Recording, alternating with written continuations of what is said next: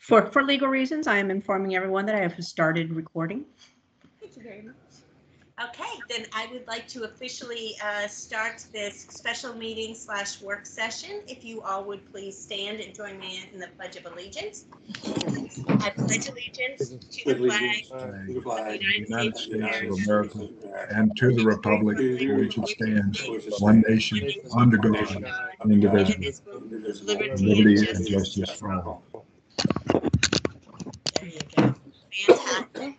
All right. So the first item on our agenda is a presentation by Danvers, and I believe this is going to be the chief that starts us off. So, Chief, it's all yours. Thank you, Mayor. I really want to thank Dr. Djoko and Lieutenant Sullivan from the Danvers Human Rights and Inclusion Committee and the Danvers, Massachusetts Police Department for joining us tonight. As you know, recently I served as a team leader on an on-site for CALEA of Danvers, Massachusetts Police Department. One of the areas of focus was community engagement. During this time, I got to meet Dr.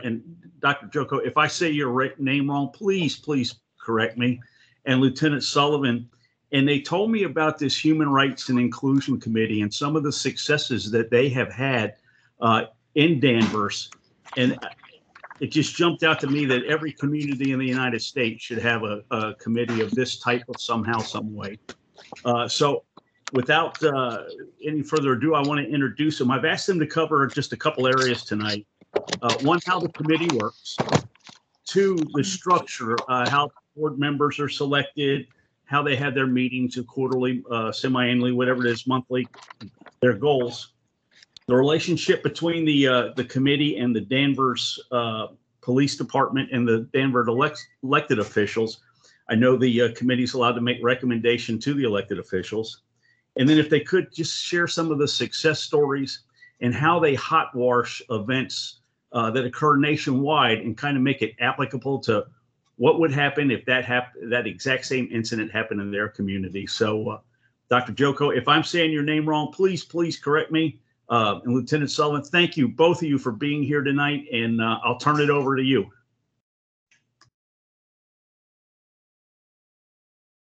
Sorry, I had to mute myself. Pardon me, I'm doing this from my cell phone. Thanks, Chief. You said my name perfectly right. Can everybody hear me? Yes, okay, I'm seeing some nodding. Lieutenant Rob, if I can start. So my name, like the chief said, is Djoko, Djoko. I'm the chair of the Human Rights and Inclusion Committee here in Danvers, Massachusetts. The committee was first created over 20 years ago as a result of some anti-Semitic graffitis that we had found around town at the schools. And the committee is formed of different members appointed by the select board for 3-year terms, renewable. And we are pretty much a cohesive task force against anti-Semitism, homophobia, intolerance, racism, sexism, and bigotry. And we are committed to reaffirming the worth and the dignity of every human being. And we stand against hatred and support those who are marginalized. Since its creation over 20 years ago, we partner with different stakeholders within the community, starting by our police. And I think this is the point of focus today, but we also have an interfaith liaison partner. We have a school committee partner. We obviously do have the police. And this allows us to be able to represent different sectors in the community. And from its creation over 20 years ago, the relationship that we've had with the police has been outstanding. The way I look at it is relationship is everything. Building that trust is everything. And it's kind of like building a capital, hoping we never use it. But the event that we have to use it, at least we'll have some savings in the banks. And I mean, I can go through a whole presentation, but I think maybe based on some of the questions that you might have and some of the things that we've been doing, it will probably be better. Lieutenant Rob, I'll pass it on to you. Thanks, Dee, and thank you everybody for reaching out to us to let us be part of your meeting tonight. I've been on the town's liaison representative role for about 2 years for the Human Rights and Inclusion Committee. It's been a great experience for me. I've got to meet. One of the things that's always so impressive is this is part of my job. I get paid to come and do this and be a liaison. But our committee is made up by just a group of people that are just thoughtful, kind, and caring that give so much of their time. It doesn't matter if it's meetings or special events. They will show up for anything to carry the mission of our group forward. They're great to work with. And one of the things that's always jumped out at me as one of the huge gains we have at our department is Danvers, we only have 27,000 residents, and not all of them know me, not all of them know my department and what we do. The vast majority of people that live or commute or work in Danvers may have never met a Danvers officer. And the only thing they know about us is oftentimes what they see on TV. And a lot of what you see on TV isn't the positive side of law enforcement. So being able to work with the members of the Human Rights and Inclusion Committee, we build that trust, we build the understanding. They know who we are, they know the trainings we take, they know our goals and our values. So when something does happen, when there is an incident in town, we're able to include them from the very beginnings of the incident. And I really think having the Human Rights and Inclusion members in combination with our chief of police, our town manager, and usually the chair of our select board, we're able to answer a lot of the public's questions pretty quickly and get them answers that at least the majority of people are happy to see us come out with.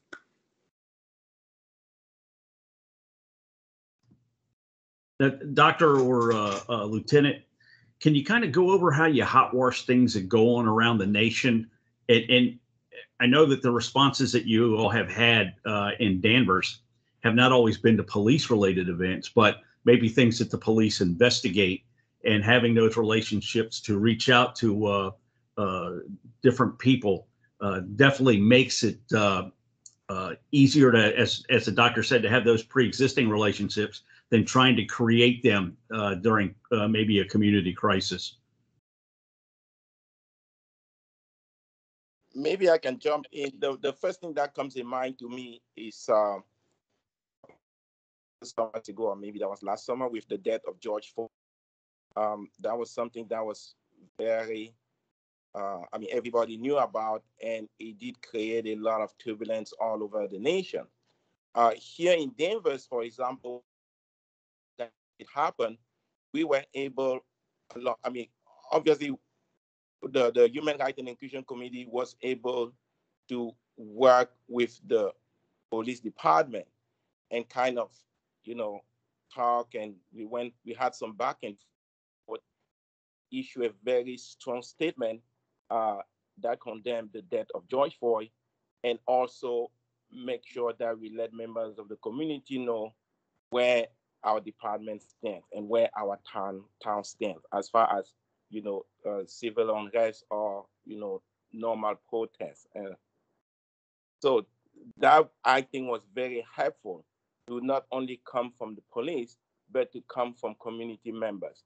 I remember when we were talking when there was an issue about illegal immigrants, and can the local police arrest people and ask for their paper, or work with ICE and deport them and things like that. We quickly work with our Danvers police to reassure our citizens that no law-abiding citizens of Danvers who either lives or work here should be afraid of our officers. So those are just some of the couple of examples that come in mind where we were able to work together and bring that to the community and make them understand that our officers are here to serve.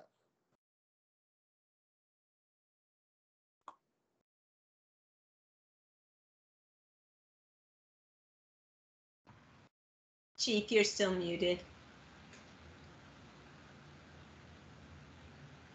Chief, I think you're muted. There Yeah, you go. thank you. I'm unmuted now. Thank you. Lieutenant, I know that from our discussions that the committee helps with some festivals that go on in town and does some training opportunities. Can you just give a little bit about how that works in Danvers? We actually, at our last meeting just the other night, we decided, I believe the first year ever, we're going to start planning for our events a little bit in advance instead of just the week of the month before to give us some more leeway. But there's a packed schedule all year long of so many different events. The committee has held a Martin Luther King Day for well over 20 years that involves the school as well as elected officials. There's usually like an arts competition. There's singing. It's a great night where the community can come together and remember Dr. King. We have things from Pride. We had a recent Juneteenth, our very first Juneteenth celebration, which we hope to make much bigger outside of COVID and going forward this coming year. This past year, a bunch of our members got together, well, not together because we had to be separate, but we would show up on different nights and light the candles in the menorah for downtown. It's a year-long list of events that our group is involved in. And I should have printed out the itinerary from the other night because I have some more, Lieutenant Gov. We do also we celebrated the White Ribbon Day, which is the International Day for the Eradication of the Violence Against Women, and kind of raise awareness for healthy relationships. We do have a July 4th celebration where we kind of go and all these events of our police department. We go at the Library Pavilion lawn and just read the Declaration of Independence with residents and kind of reflect as to what that document means and what that day means. We do light the menorah every year. I think this is going to be our 13th year of the lighting of the menorah. We have a holiday tree celebrations right here at Town Hall.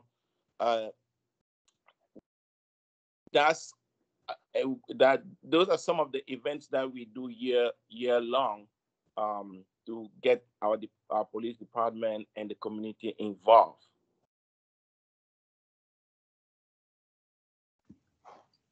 Right, and I think the thing that impressed me so much was how every member of the community is included in something throughout the year and has that inclusion, feels like they're part of the community.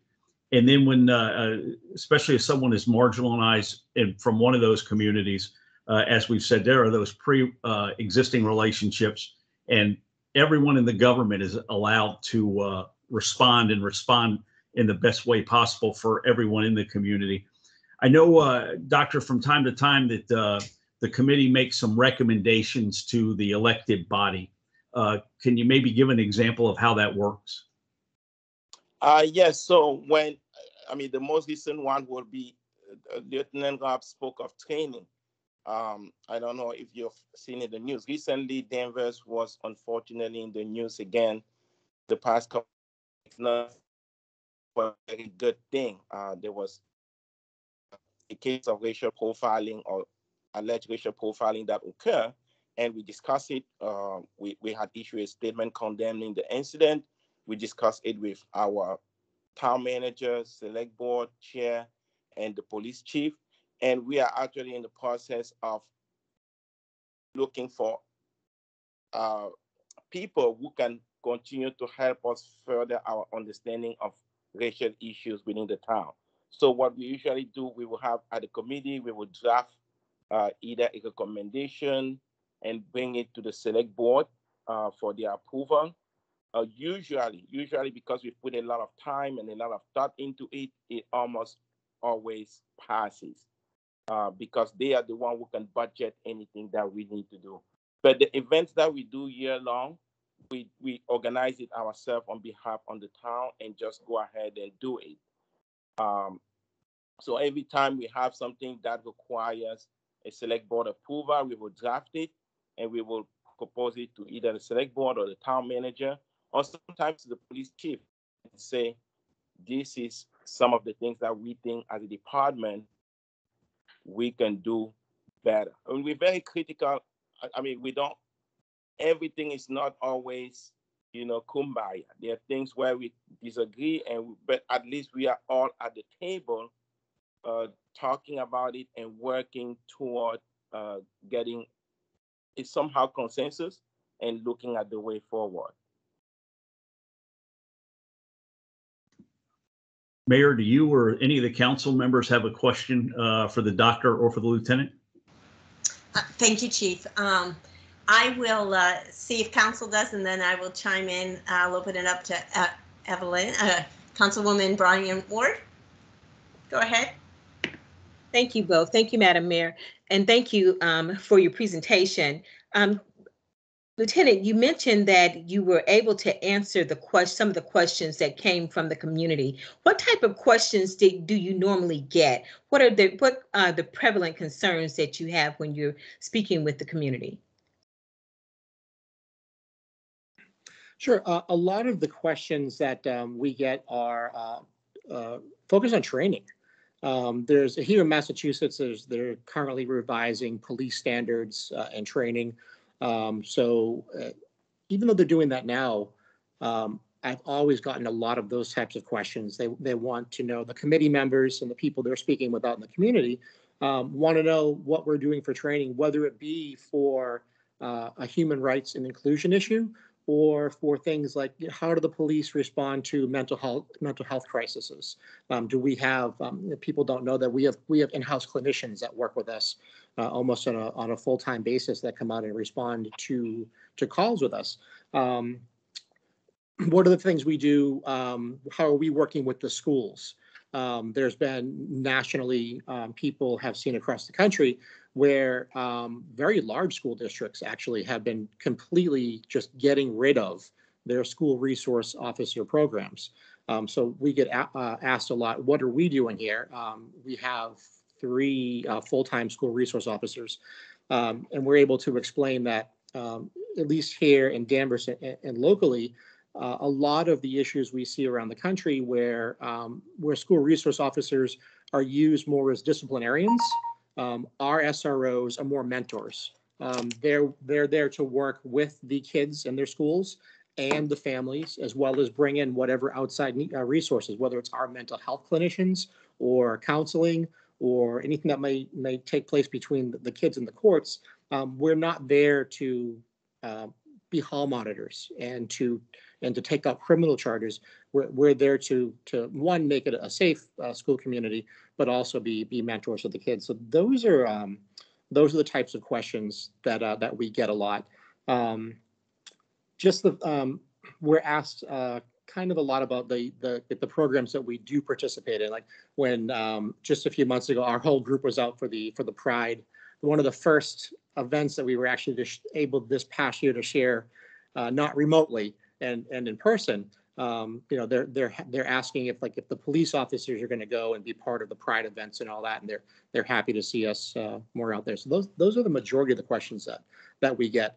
And then I think also if something goes wrong, like Dee was referring to a recent report about racial profiling at a local business here.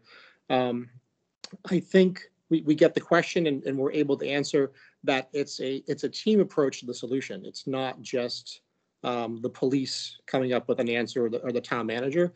The police chief, the town manager, the chairman of the select board, and Dee himself as our chairman were involved from the very first report onto sitting down and meeting with the family. So a lot of times they want to know how we're responding to these calls or complaints, and we're able to not just respond but demonstrate we're doing it as a group of people who know and trust each other.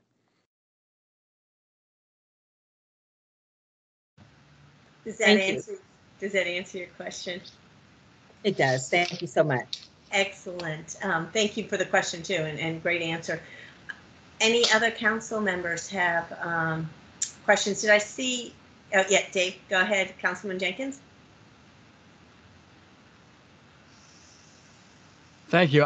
I thought Councilman Trollinger was before me, so he may want to go before I do. Go ahead. I think his hand was up earlier.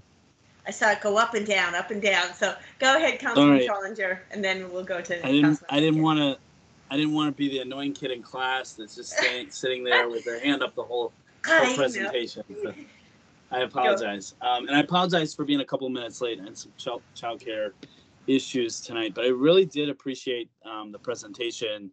I wanted to ask you both. It looks like Danvers, from what I was able to research online real quick, it's about just under 30,000 population. Is that right? About 27,000. How we're about a third of that currently. How would you see a program like this on a much smaller scale for a town like La Plata? That, like, a lot of people in our community are very active in their athletic team, school board, and not to say that folks at Danvers aren't, but there may be more hands to help with projects like this. How do you see, or have you seen, human rights and inclusion committees at a smaller scale in other towns like yours?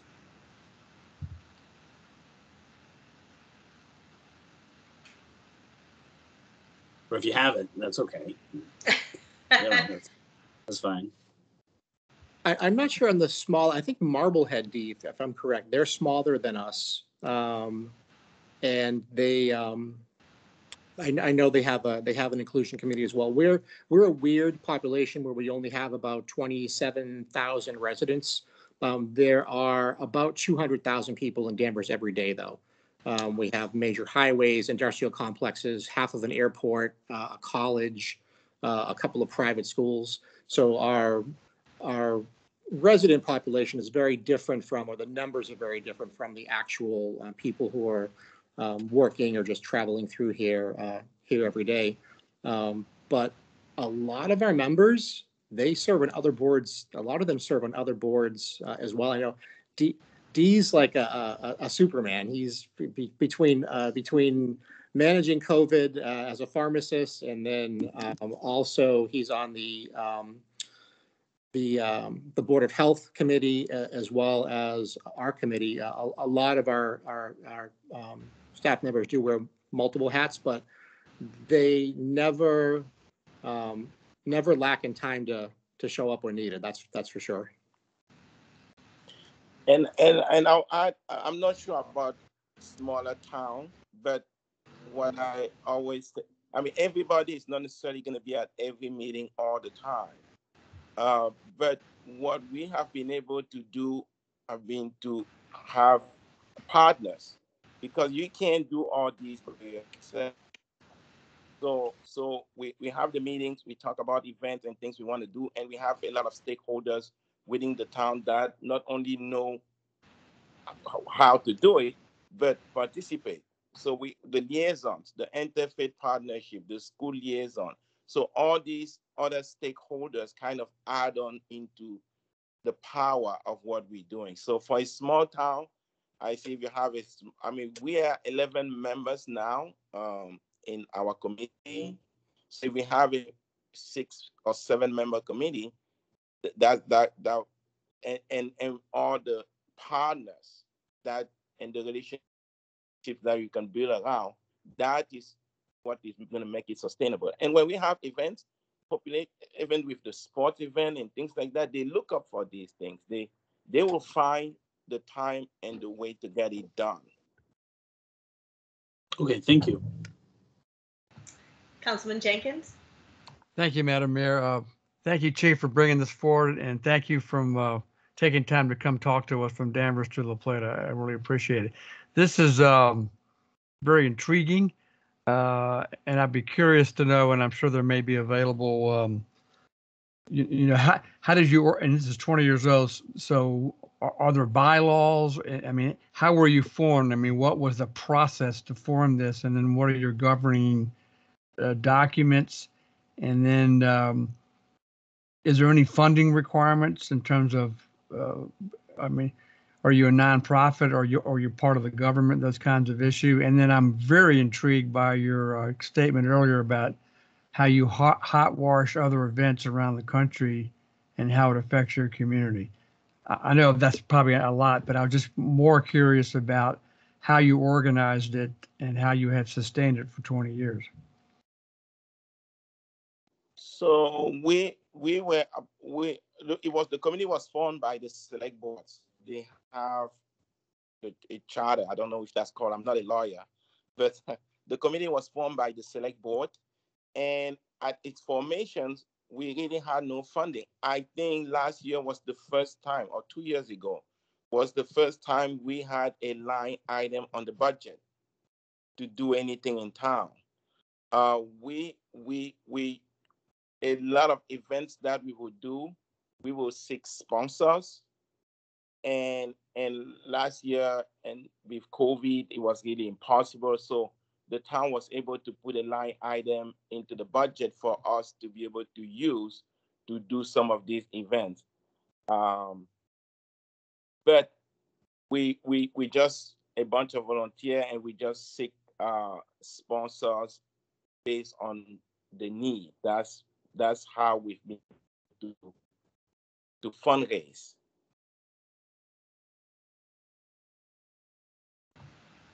I'm not sure if that answers the question.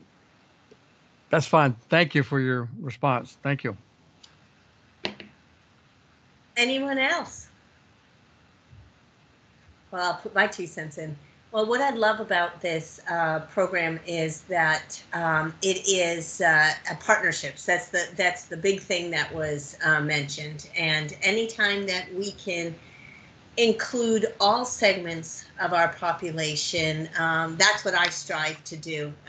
And that's what it sounds like you all do. My only concern, and I guess it's a concern, would be how do you pick and choose with so many different events and different causes and things that people are passionate about? How do you say, I'm going to do I mean, since you said you participated in Pride Month, but or Pride Parade, but you may not have time to do, fill in the blank on that one.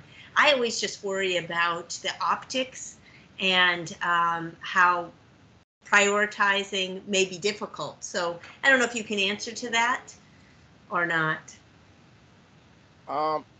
Yes, where the committee also influence what events we usually do. So there could be a committee member that has a particular interest to this cause, as long as it is promoting inclusion and human rights, we will be for it. Okay. There's some other events that we don't necessarily organize, but we just chime in and participate. The goal for us, as long as we have an event that is going toward our mission statement, we are willing to be part of it, even if we are not the main organizer. I mean, we've gone to when they had an event about the Indigenous People Day, and talking about things like that. We were there. I was there with the vice chair representing the committee. There are other events that happens within the town where we are not necessarily the organizer, but as long as that is aligned with our mission statement and we are able to participate, then we go ahead and do it. It's impossible to have to have every event all the time. Right. It depends on where you are. It depends on the community. I mean, we had a series at our library that we organized just to talk to people about Islam. Educate the public. We had a public conference, like it was 3 days long, where we had speakers, and they were doing was just explaining what is Islam, what is it, and what is not. things like that. So we're more into educating and preventing things from happening and building these relationships so that when and if things happen, we have a working group that is kind of like an emergency. We have a working group that can get right on it and get the conversation started. I love that idea because we live in such a diverse world now, and people are getting their information from kind of unreliable sources, maybe a TikTok, maybe a Facebook, or some of the news networks. But to have people, boots on the ground, that are interacting on very important topics within our community, that is very very attractive for us, for me to have within our town too, because our police are already community police officers, but to partner with others and come in and even broaden that scope a little bit more, that is something that I would like to learn more about, how that can be applied here in La Plata.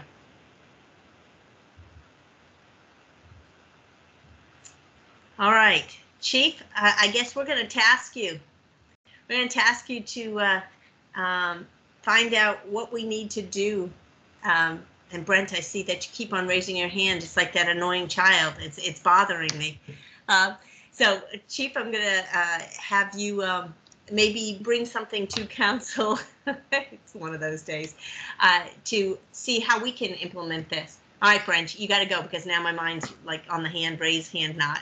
What do you got, Brent? I was just going to, first of all, thank the gentleman for joining us tonight. And I've also posted in the chat the sort of landing page to the program from the Town of Danvers website, so council can make themselves more familiar. It also includes their mission statement, the organization's mission statement, which I think will be helpful. And I think, just sort of continuing with Councilman Jenkins, interested in the organization, how it was begun, whether it's codified, part of the town code for Danvers. So sort of use Danvers as a model and something, Chief, I think that we could probably present back to council. I want to say La Plata, their program, but in a manner, it seems like a very well thought out and tried program that could be of direct benefit to the citizens here in La Plata. So I think it's something we could work together to bring back to council with a little more meat on the bone, so to speak. I would love that, and that way we can, thank you for posting that in there, Brent, and that way we can delve in a little bit more and come up with even more questions that can be asked so that we can really see how we can adapt this to work for our community. But Dr. Djoko and Lieutenant Sullivan, thank you so much for taking time out. I miss the accents. I'm from New England. I'm from New Hampshire. I don't hear the Massachusetts accent, and I'm not tired enough to kan have it yet, but it comes.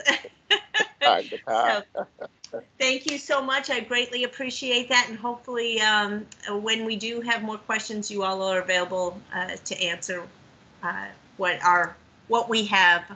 The questions that we have. So thank you very much, and stay safe out there. Thank you. Thank you.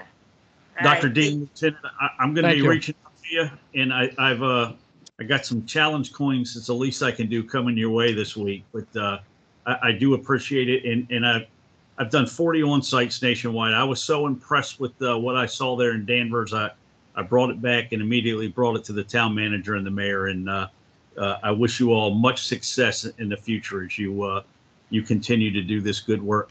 As we all know, if we don't have the relationships and whatever the incident occurs, you can't build them during crisis. It's got to be built beforehand. Thank you. And thank you, Chief. And you all stay safe out there because the winter is coming, and I know what it's like up there. So, right. Take care. You. Thank you very much. Good night. Thank you. All right, next on our agenda is just an introduction to the hub, quick introduction. So the rest of council knows what's going on because you may not have had the opportunity to familiarize yourself with the hub petition for annexation. All right, who is on deck? Good evening, Madam Mayor. Sue Greer on behalf of the petitioner Hawthorne Rosewick Limited Partnership. And thank you all very much for placing us on your agenda tonight. As you indicated, the purpose of tonight is to bring the new town council up to speed on a project known as the Hub. It is a annexation that is pending that probably has been pending for almost, believe it or not, 10 years. And there's a reason behind that, because there's a lot of thought and work that's gone into this. I have only had the pleasure of being involved in the past couple of years. Tonight's presentation is a much abbreviated presentation that than the one we took before the last town council, mainly because we want to respect your agenda and your time limits and anticipate you don't want to be meeting until about 10 or 11 o'clock tonight. We want to say that the Hub, for those of you who don't know, really, when I talk about the annexation process and the fact that we've been working on this for a significant amount of time, especially since our last meeting with the town council, there have been several reiterations of the agreement, refining our design back and forth. During that time, we now think that we have a fully complete package that's ready to move to the next step. And so that's going to be our ask, is for consensus so that we can move on through the process. But for Jay Hellman, this project has been a project of passion for about 30 years. Jay truly is a visionary that had the ability to see what none of us could see prior to the pandemic.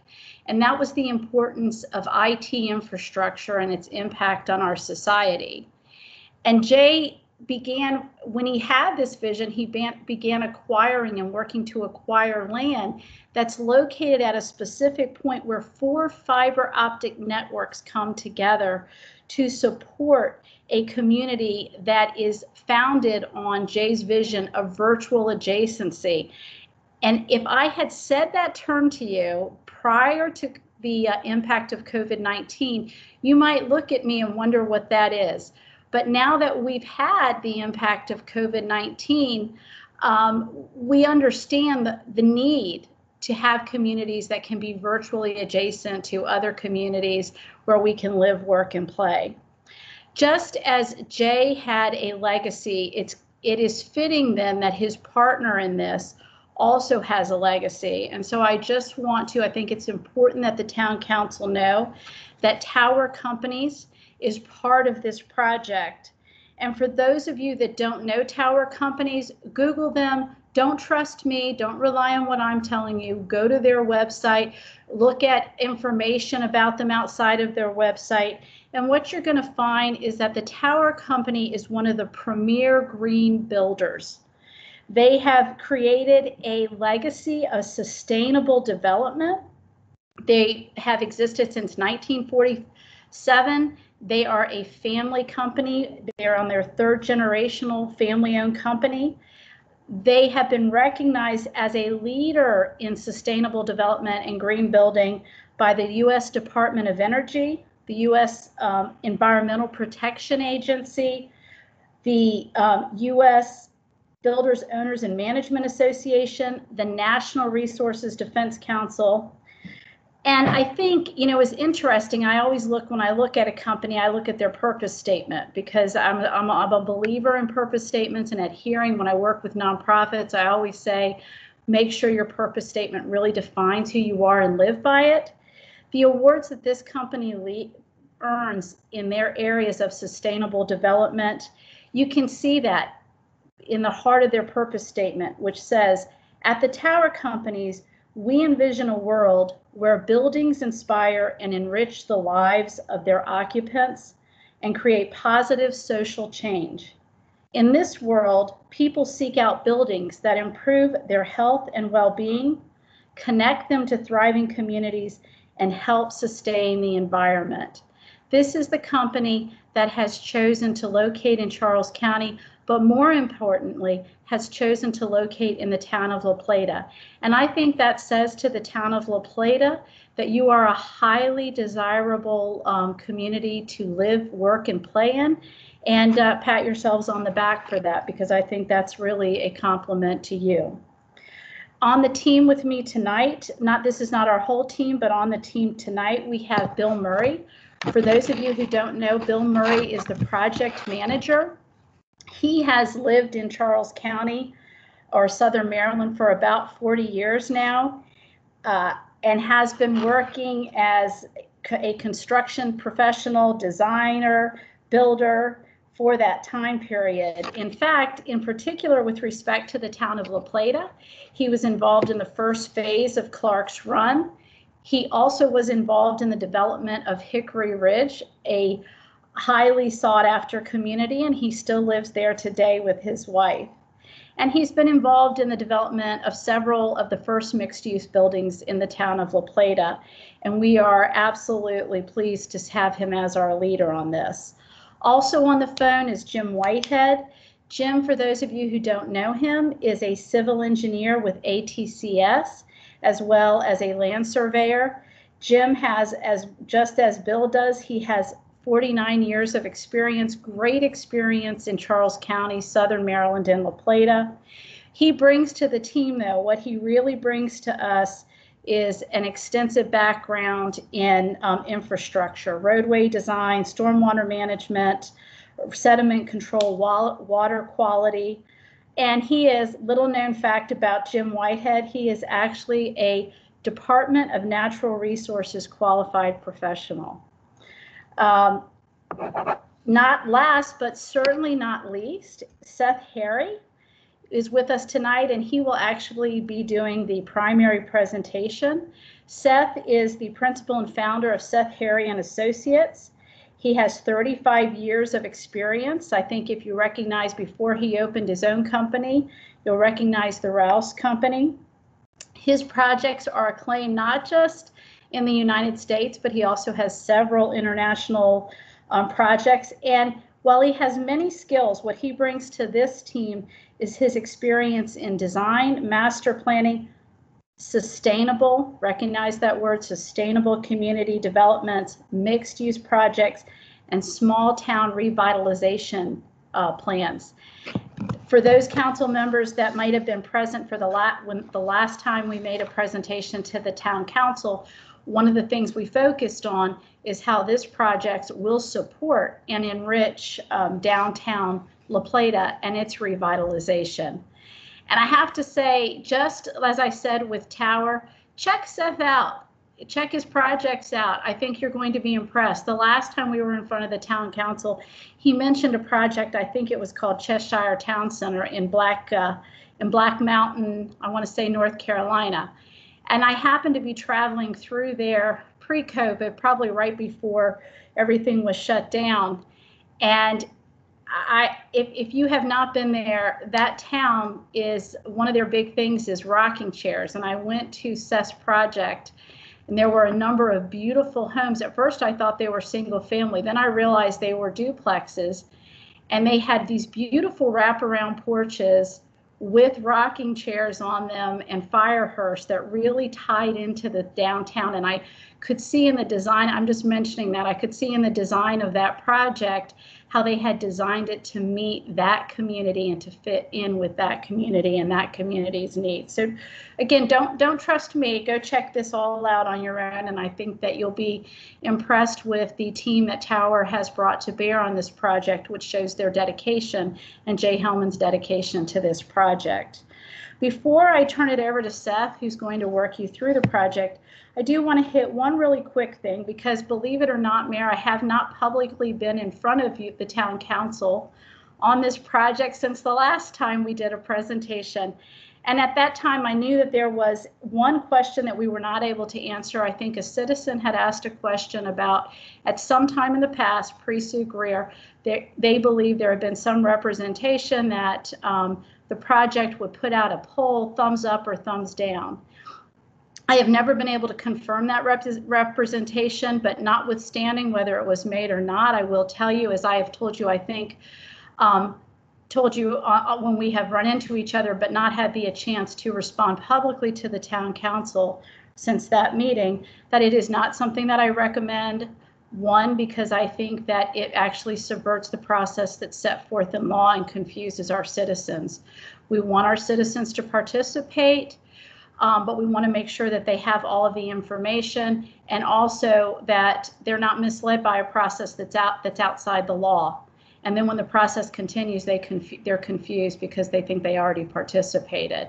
So we do believe in citizen participation. The annexation process, as the town council knows, affords a great opportunity for our citizens to participate, and we welcome their comments. But I just wanted to make sure, because I had that as an outstanding list on my checklist and have not been before you all. So with that, and without further ado, I will stop talking and I will turn it over to Seth Harry. Seth, I think this is yours. Thank you, Sue, for that very comprehensive introduction and of our team and our respective backgrounds. I'm going to revisit a brief presentation that we gave in June 2020, a few months into the pandemic, when we had updated some of our market assumptions in response to COVID. And it was sort of an abbreviated version of the December 12th, 2017 presentation that we gave to Town Council at that time as our introduction to the reimagined hub. The underlying principles which Sue laid out, the vision of Jay Hellman, continues in the reimagined hub. What was revisited were the underlying principles which informed its planning and design. That's what we presented on the December 12th presentation, and then updated briefly in the June 2020. So for the benefit of those new council members who were not here at that time, this will just again kind of give a very brief review of those principles. As we said, it's a principle-based planning and design approach, and to demonstrate how it continues to be relevant and applicable in our current I was going to say post-COVID. It's still obviously very much still a part of our daily reality, but we've certainly come to an understanding in terms of its potential implications in terms of how we live and so forth. And we're confident that the underlying principles that we continue to work to are going to provide the flexibility and the robustness to support the original vision. So I'm going to try to share my screen here. Let's see how successful we are in this. It's actually my first time doing this so I'm doing this, and should be, let me open this up. And you should be able to see my full screen. Is that what you're seeing on your end? Yes, we are. Okay, perfect. Well, then I'm going to go ahead and jump right on in. So this is the same, more or less the same presentation we gave in June 2020. And I usually start my discussion of all of our principle-based planning approaches with this comparative cartoon done by architecture firm Miami DPZ, which really describes the two primary forms of regional development in this country up until about 30 years ago. The first is the pre-war model, and the second is the post-war suburban model. And they, as this cartoon suggests, are quite distinct in form and function. The pre-war model looks probably a lot like what the area around La Plata looked like at the turn of the 1940s. It was sort of a loose-knit constellation of small towns and communities in various shapes and sizes. But they all had one distinct feature in common. They were all based on they were all defined by one or more distinct neighborhoods based on a quarter-mile walking radius of a network of small local interconnected streets, with the smallest of the communities being a hamlet, which is essentially an individual neighborhood in a rural setting and in the countryside. The model below that, the post-war, came about in the post-war era when the automobile and its promise of unfettered personal transportation began to change our rural landscape surrounding our primary urban centers, and Planners essentially started treating individual parcels as destinations unto themselves. Individual parcels typically developed as single use, one way in, one way out developments, with the expectation that the automobile would somehow miraculously make it all work. And of course, we didn't realize at the time that there would be unintended consequences that would begin to manifest themselves later, oftentimes after a lot of the impacts were already being felt. So it is against that backdrop that we looked at the hub and its role in the greater La Plata area and how it could help to begin to kind of reknit, restitch together our community fabric in the form of these original pre-war neighborhoods. And this is really a planning trend that had gained tremendous traction in the late 1980s into the 1990s.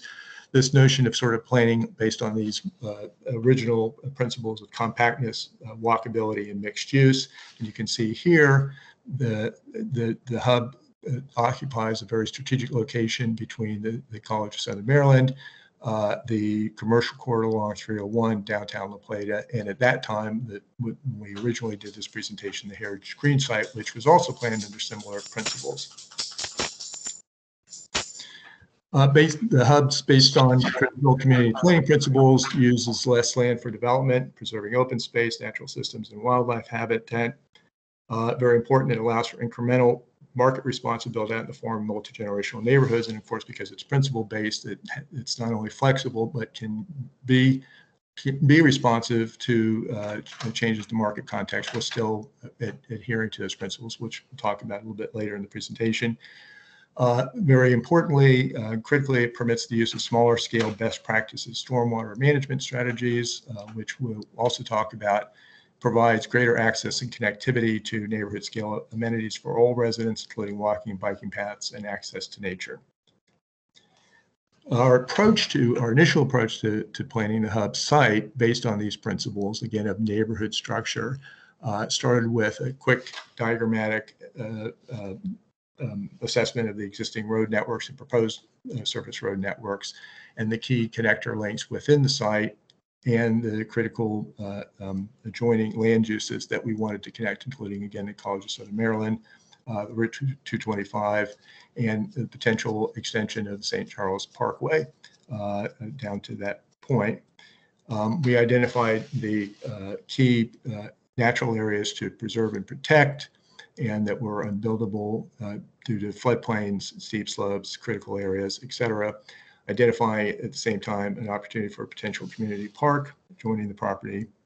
And then we define the remaining developable areas overlaid on top of that, the quarter-mile walking radius that defines the pre-war neighborhood structure, and determined that there were three principal neighborhoods that could be constructed on the site in the form of those based on those principles. Again, compact, walkable, mixed use. We talked a little bit about the performance implications of that from the sustainability point of view.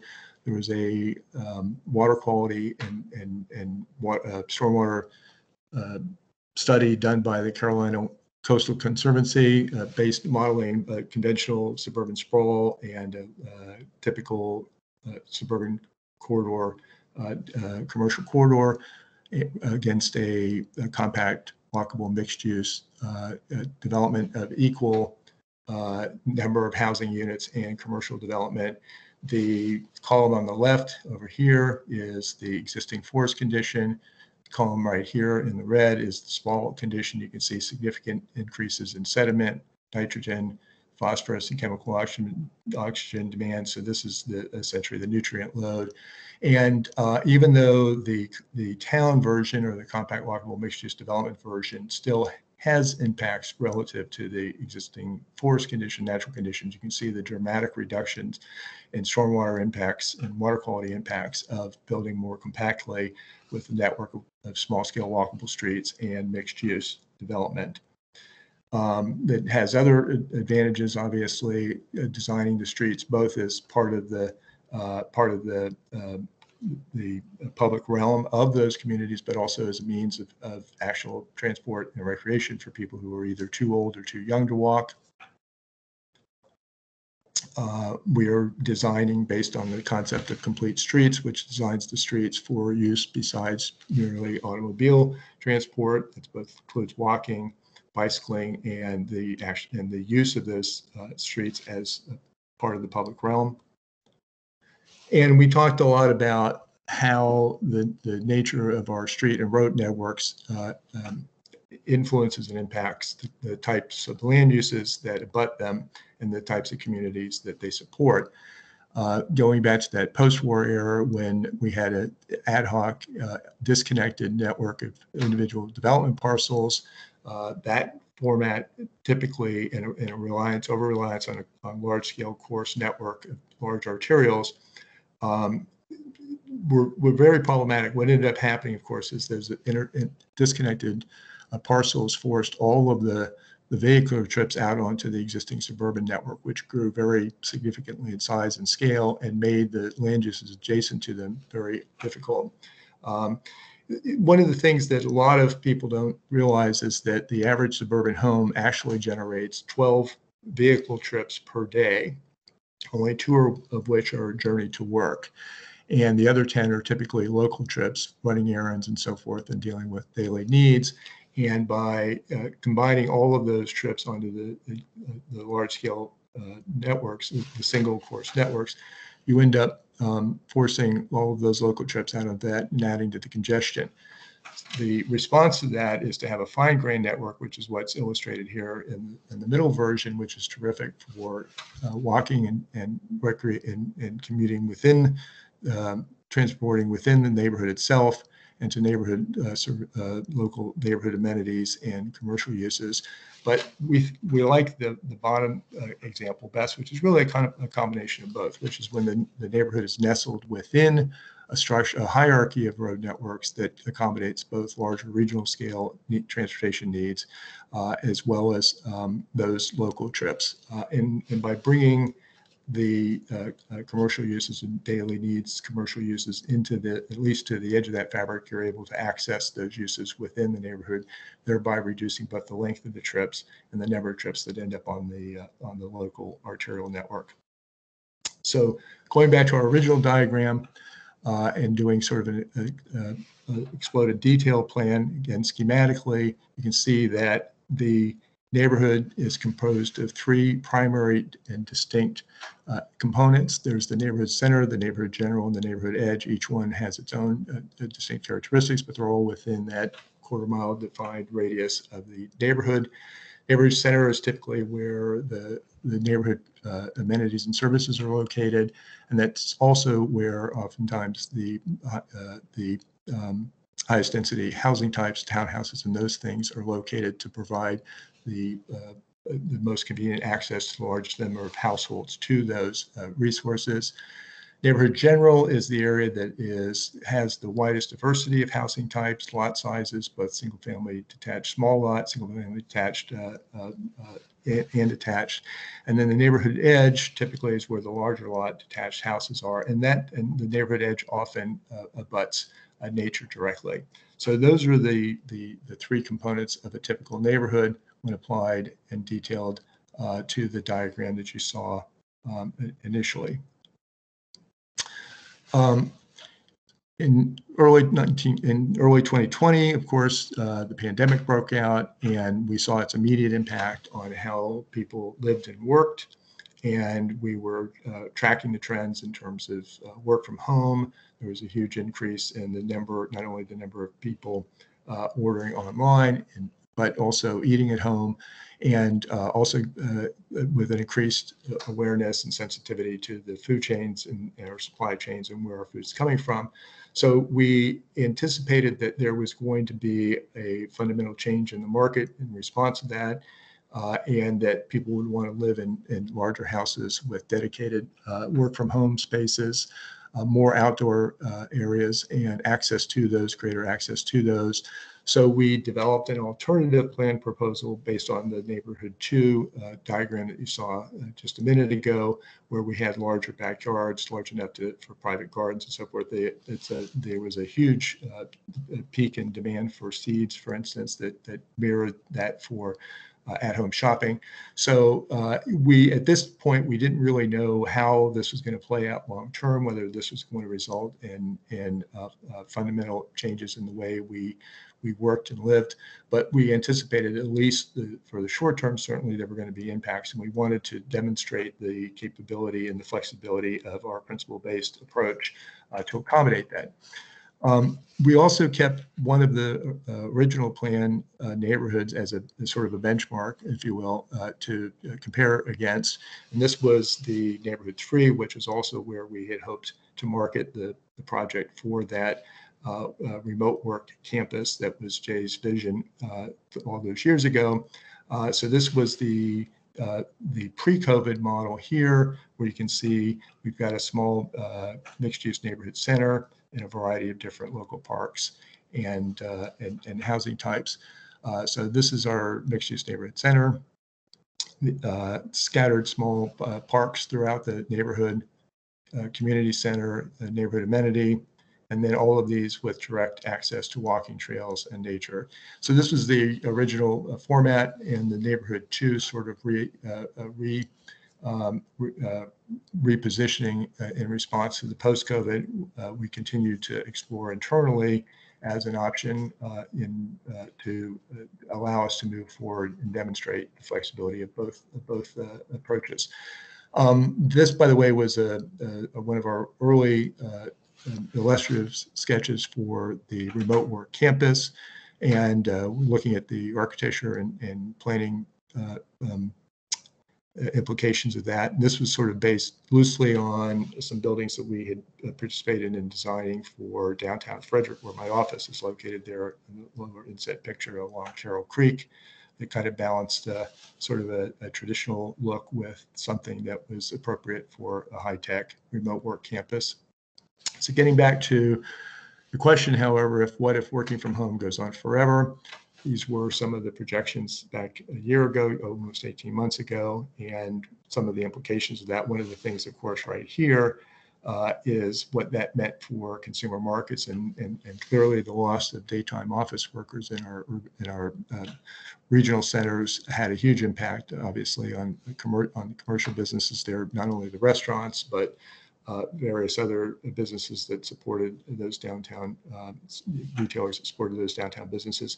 And we recognized that if people were working from home, then those consumer dollars would also be staying in the community where they were working. So we saw that both as an opportunity as well as a challenge, not only to our original vision for the hub, but also how it could reinvent itself in a post-COVID era and still capture the amount of workers and employment opportunities, either both with those remote workers and or with the growth in the daytime worker population and its impact on local businesses, providing additional consumer dollars to support local businesses. And so that was sort of where we started internal discussion within the team on what that might look like. This was a document that we produced. We looked at traditional models of sort of pre-war communities where there was a large local and or work at home population. Some of the recent trends in terms of these, again, compact walkable mixed use developments starting back in the early 1980s and continuing through today. Sue mentioned Black Mountain. The image on the far right there is from the front porch of one of the houses there. And of course, all of these, what's interesting, all of these communities have people living and working from them full time. One of them was Waterford in Northern Virginia, which was this remote Quaker hamlet until AOL came along. And even though it looks like the same remote Quaker hamlet it's always been, we're quite certain that there's a lot of people working full time from their computers. And so there's really nothing, no fundamental reason why a community can't be built on those principles and still have cutting edge internet access and having the same types of work and professions operate for that. So we started to do here on this last page, the rethink, if you will, of what neighborhood 2 might look like in the post-COVID era. And that's the rendering that you saw on the opening slide. So these are examples of some of the other projects that we've done based on these principles, how they can accommodate both development and nature in a very compatible way, neighborhoods serving commercial. And this was the rendering that you saw in the opening slide. So this is an aerial view of our reimagined neighborhood 2. Now, one of the other things we looked at was the impact on local food production from COVID, and there was a tremendous amount of renewed interest in making sure that our local and regional food systems were able to allow us to continue to sustain ourselves independently of whatever was going on a national and global level. So we looked at the possibility of establishing a Food Production Innovation Center with the College of Southern Maryland adjacent to us, and it's something that we'd like to explore further as we continue to refine the plans for the project. And this was actually, these last 3 slides were actually from our original December 12th presentation in 2017. We'd like to answer the questions that we are anticipating people will be asking. So how do we know this model works? It's very simple. There's local precedents, 200 plus years of continually adaptive relevance and viability and increased popularity. In the current situation, as we all know, that there's been a huge boom in interest in ex-urban or urban fringe communities, and La Plata being being a perfect example. So there's a lot of renewed interest and in this type of community living. The principles are 100% compatible with comp planning, consistent with the TDX zoning. Again, in 2017, at that time, the town and staff were working on the development of the TDX code. We thought it was extremely compatible with the principles that we were designing the hub to. And we met with staff to coordinate our efforts with staff to make sure that we were helping to both inform and respond to what we were anticipating the TDX zone would contain. In fact, it's a perfect match. And then the other question and concern was, how do we know it will be implemented as designed? And we've been creating communities that are codified based on form-based codes, very robust form-based codes and design standards that ensure that even if the build out of the community survives us, that these codes will continue to manage and control the quality and the nature of the development that happens. And that's been tested time and again, in fact.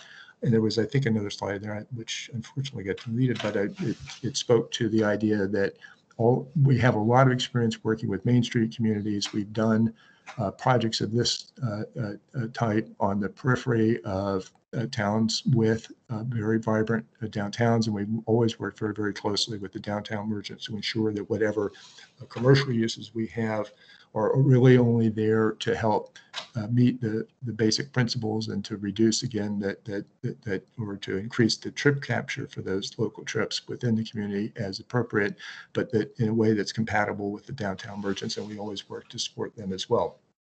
So these are the master site development plan exhibits that we prepared for the annexation application. And as you can see, some of the same images that you saw in the June 2020 presentation are here. We've looked at the existing conditions and site context map. We've looked at the master site development program matrix and development matrix, and this is our amenity framework, open space plan, and then our illustrative exhibit there on the right is the final exhibit. One of the things you can see in this open space, in this illustrative exhibit, is that you can see the flexibility of the 3 neighborhood structure here, still very much evident. This is the post-COVID model, this is the pre-COVID model, and the plan has the flexibility and the robustness to support either and or both. And of course, we don't know still yet, COVID is still an ongoing issue and concern, where we're going to ultimately end up, and it may be somewhere in between those 2 plans, but the fact is that the hub has the ability to accommodate either eventuality without compromising the underlying principles that informed its design. And with that, I'm going to jump out of this and go back to and stop sharing and turn turn this back over to you, Sue. Thank you very much, Seth. And as you can see, that was a lot of information. We tried to compact it. The original presentation for the new town council members was actually longer and more in depth, and I think it was a quality one, but we wanted to be respectful of your time. Was remiss. I wanted to thank Brent Manuel, Daniel Manley, Bobby Stahl. They've been working through this with us, assisting us through the process, but also challenging us on, how to solve problems and resolve issues that might be outstanding. I do want to say, when I told Seth that when he was talking about the grid network, I was appreciative of the grid network because it helped me work through around Centennial Street, which is right by my office. So I have been able to navigate around that because of that grid network. So thank you, Town of La Plata. And with that, we would open it up to any questions that the council may have. Again, our ask is we have our package, and what we want to do now is move on to the real formal presentation and process with your staff and moving it before both the Town Council and the Planning Commission so that it can receive public input and higher scrutiny, frankly, from both you and your citizens. Thank you, Sue. I'm going to open it up to council, but I am, and I hate to do this, I hate to kick anything down the road, but unfortunately, due to unforeseen circumstances that we have encountered in the last week or so, this is the first opportunity that they were able to see this. They did not receive this information. Normally, they receive it at least Thursday or Friday prior. We slammed it in this morning. So I am not going to, I will absolutely take any questions that they have, but I do not want to put any of them on the spot to ask them if we should move forward. I don't think that's fair to you, and I don't think that's fair to them. So with that said, who has some questions? And Mayor, we're more than welcome, more than willing to come back at any time if you wanted us to come back and answer questions. Fantastic. Councilman Trollinger. Hello, Ms. Greer and Mr. Harris. I appreciate the very thorough documentation of what you guys have been planning for a long time. Like the mayor said, it is a lot to digest in a couple of hours period of time. But I was wondering, it looks like in the documents that we have, the master site development, some of the text is really small. Just, I don't know if it's because it's 2 pages on one PDF page or not.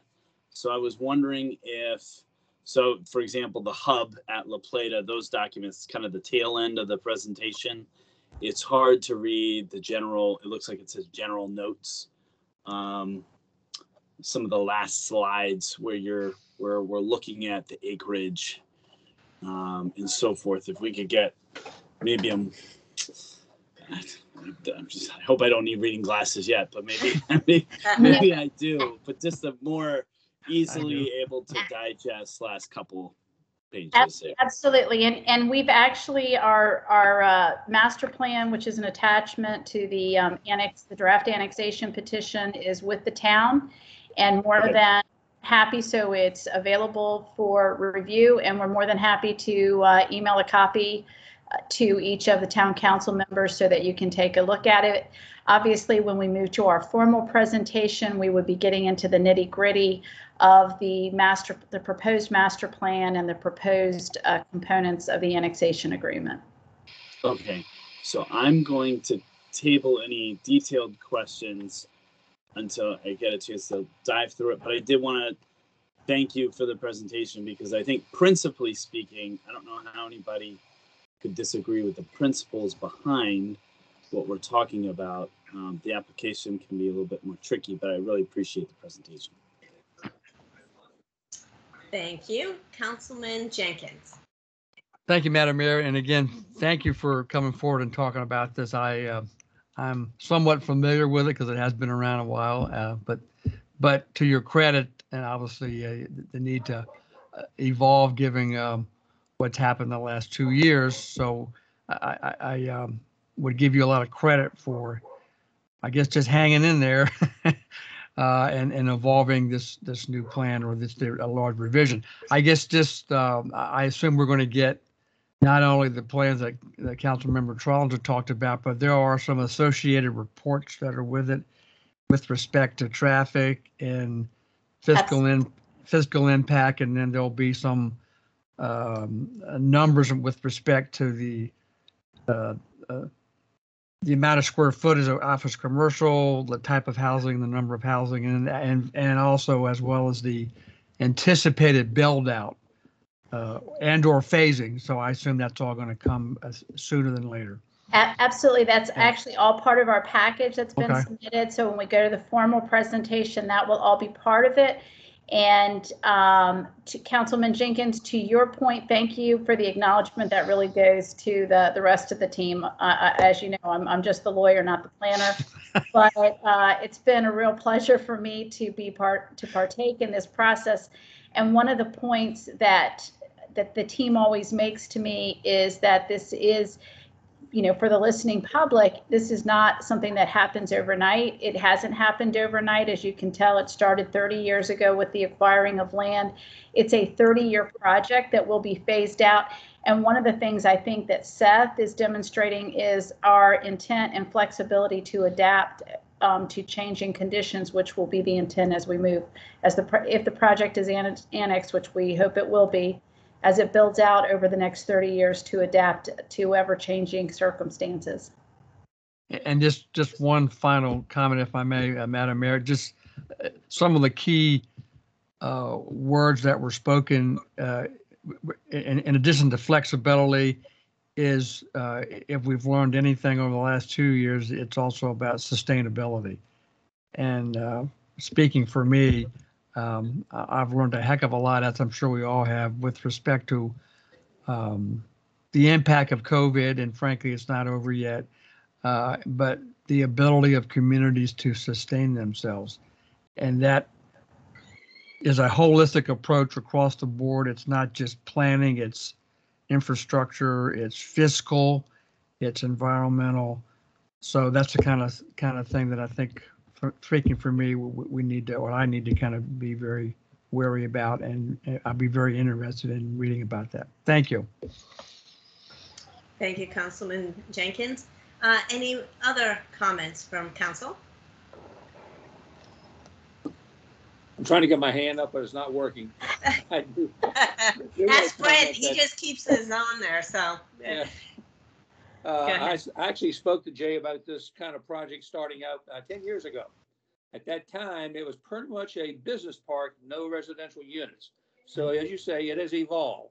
I'm glad to see that you're working with Bobby Stahl and the town manager, because one of the things we're now starting to realize is that we don't have unlimited water and such. So how fast this develops out, how large it develops, you didn't give any figures, but that's fine. It's just an overview at this point in time. But that's important as far as how many total households we're looking at and what kind of, and I'm sure you're doing the detail as far as the business type locations within the communities. And that's the big thing that Jay was stressing. You live where you work. And that was his big thing. And his point at that time was you can live anywhere and still work at the same location. So he was ahead of his times. 100%, Councilman Goldsmith. And I just want to assure the town council, we have not lost focus on, it's a mixed use development, which is a combination, as you know, of uses, but we have not lost sight of the fact that we want this to be an employment base. And that is also one of the reasons that we are very excited, and I'll let Bill Murray weigh in if he would like to, on Tower's participation in this project. And we're really hopeful, not just that their presence brings such a quality project and from sustainability and environmental quality, but also for attracting those employers. Is that be correct, Bill? That is correct, Sue. And we've actually, in the last couple of years, have reached out to a couple federal agencies. We've done separate websites and videos, presentations. We're going to keep that. We're going to market the hub very heavily. We're looking at this as a telecommunity, okay? But even though you work remotely, you wake up every wake up somewhere every day. So you might as well wake up in a really nice place. And we're looking at the hub to be a good community. One thing is to water and store, and Jim can elaborate on that. We've studied gray water reuse. So we'd only use about 1/3 to 2/3 of the water out of the aquifer that a normal community would use. We're also going to be constructing a purple line, which would be spray fields when permitted by the state. I mean, we went down to figure out that basically use 42 gallons of water when you take a shower, 8 gallons or 6 gallons when you shave, and things of that nature. And we believe we can recapture on each lot at least 1/3 of the water that you use every day. And that worked out to, I think, 56 million gallons per year. We would not be taken out of the aquifer. It would not be gone through your treatment plant. And it's being used extensively in Nevada, California, and other areas that have experienced water problems before we have. So we've been looking at that since 2018. We have a lot of documentation on it.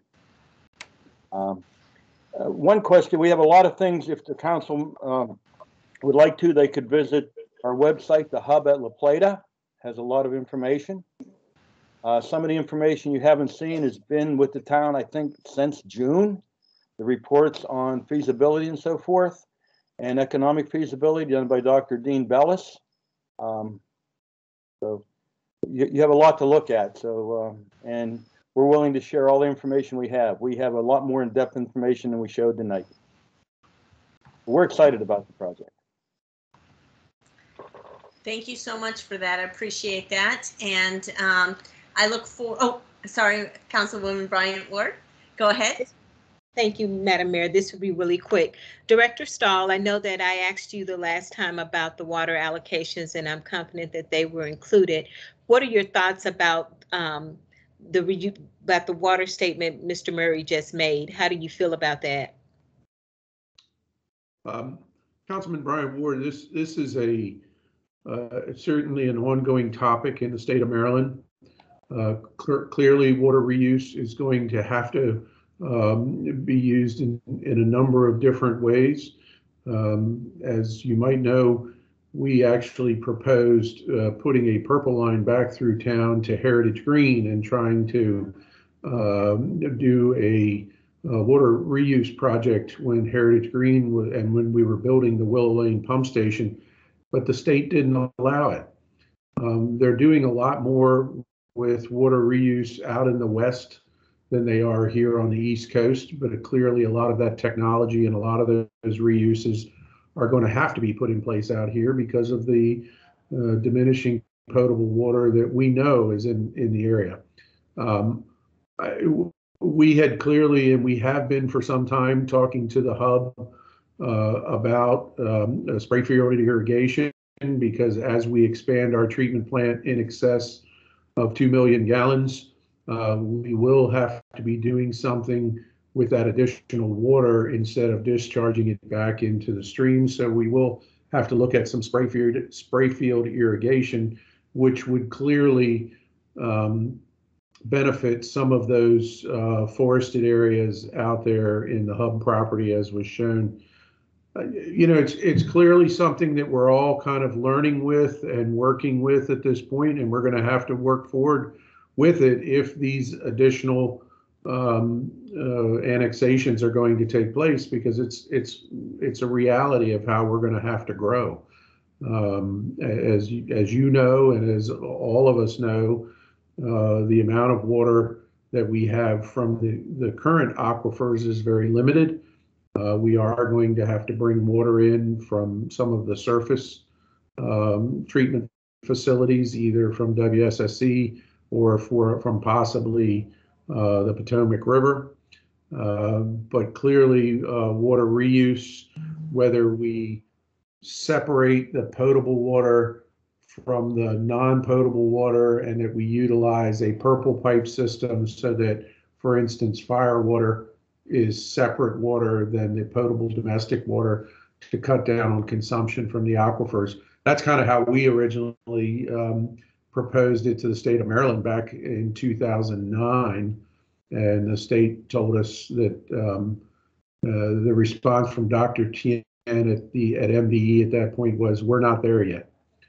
And it's sad because we would have liked to have had a purple line all the way back up to Heritage Green to be able to try some things like separating the fire suppression from the potable water, allowing people, for instance, to buy irrigation water using our potable water, so that we separated that from the potable water that we were bringing out of the ground. Director Stahl, the state was not in favor of it a couple of years ago. Is the state in favor of it now? Yes. Matter of fact, when the mayor and Mr. Manuel and I were up at MDE, the Secretary of the Environment brought up the fact of the purple pipe and wanting to make sure that we had an interconnection system proposed in the future up through Heritage Green. So I think they've clearly changed their mind in the last 10 years. I think they see the need for this. Clearly, the proposal that you see here before you tonight with the Tower Group, they clearly recognize the need, and I think it's kind of the way of the future. Thank you. I appreciate that. No problem. All right, I see Jim, your hand is raised. Go ahead. Thank you. Can you hear me? Good. Well, first, I'd like to thank all of you for your time. I've been involved with this project literally for 30 years, and I've watched it grow and change. And one of the really exciting things about it for me is that for the most of my 50 years in land development, I've been forced to work on sites where the green space was the last thing you looked at, and there was never enough room for any of the things I really would like to do. On this project, we've used principle-based design to preserve over 40% of a 100% forested land bay. And the conservation areas that Bobby was referring to a few minutes ago lie on some of the best soils in Charles County. So we have incorporated in our design a purple line. Bobby and I share the view that MDE will come on board, and we are going to put the line in so that as the project develops in whatever final form MDE embraces this process, we can take advantage of it to reduce the impact on aquifers and discharge back to the treatment plant. So it's a pretty exciting thing. We're also incorporating, as Bill mentioned, the retention of gray water from homes and commercial buildings that will allow us to take advantage of reasonable opportunities to reuse water in these structures. Right now, we're projecting about 170,000 gallons of water might be reused in that manner. So the hub has the opportunity to be one of the most environmentally sensitive projects that will take Maryland where it really, for the most of the last 20 years, Maryland has been a leader in the environmental industry. And so we think we've put in place all of the things required to realize that as the town and the hub move forward into the future. So I'm pretty excited about all that. I just wanted to edify upon those remarks. Thank you. Thank you so much for that. And Council, I'm going to charge you with the task of delving into this and coming up with the real tough questions. So you all had an easy night tonight. Next time we meet, it's not going to be so easy. But thank you guys so much for that and introducing this to our new council. And we'll see when we can get you back so that we have a thorough presentation and that they are well informed. And I thank you for your flexibility on that. Sometimes things just happen. Thank you all. Thank you. You guys have a good night. You too. Moving on, next is Thank you. Carousel Group. So if we could have who is presenting this evening for the Carousel Group?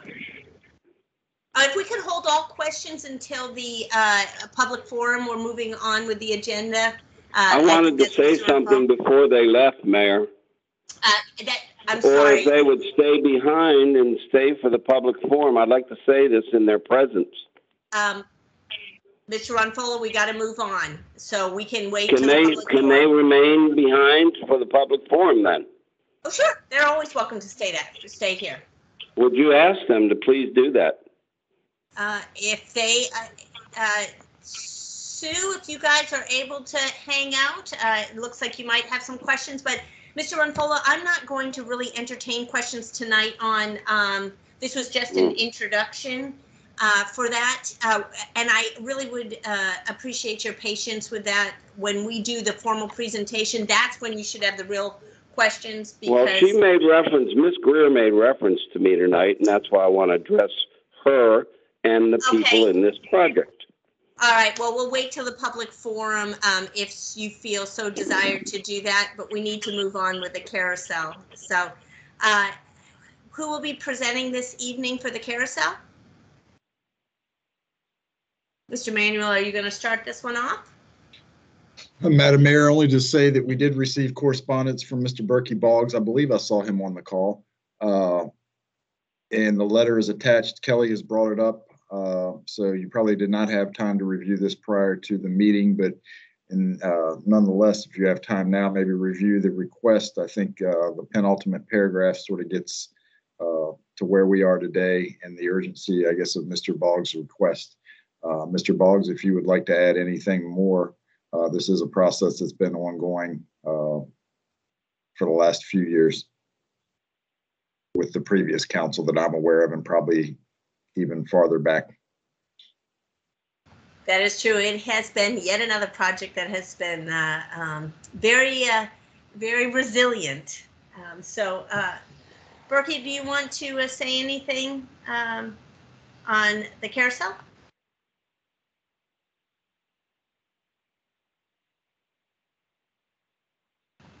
If you're speaking, we can't hear you.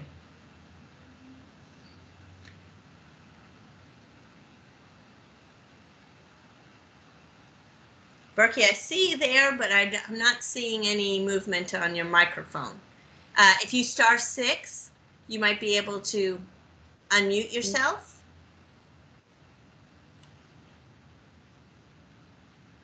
Kelly, did you do something? Blame Kelly. I know. I love it. All right. Is there anyone else from? Yeah, go ahead. I would say we could maybe move on to the agenda and come back to it at a later time. If Mr. Boggs is having trouble connecting, we can, if in worst case scenario, we could forward it to another work session, but I don't, the timing of the matter is of the essence of the request. All right, we'll move on to see if he can join us. We'll go on to the next item on the agenda, which is a special events permit, and I believe that Colleen might be presenting tonight.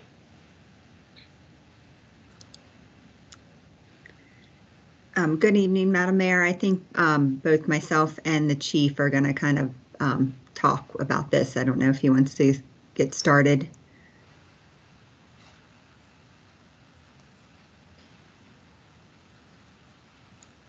Say run with it, Colleen. Okay. Yeah, Colleen, if you want to go ahead and go over the changes in the permit, that would be, and then we can take it from there. Okay.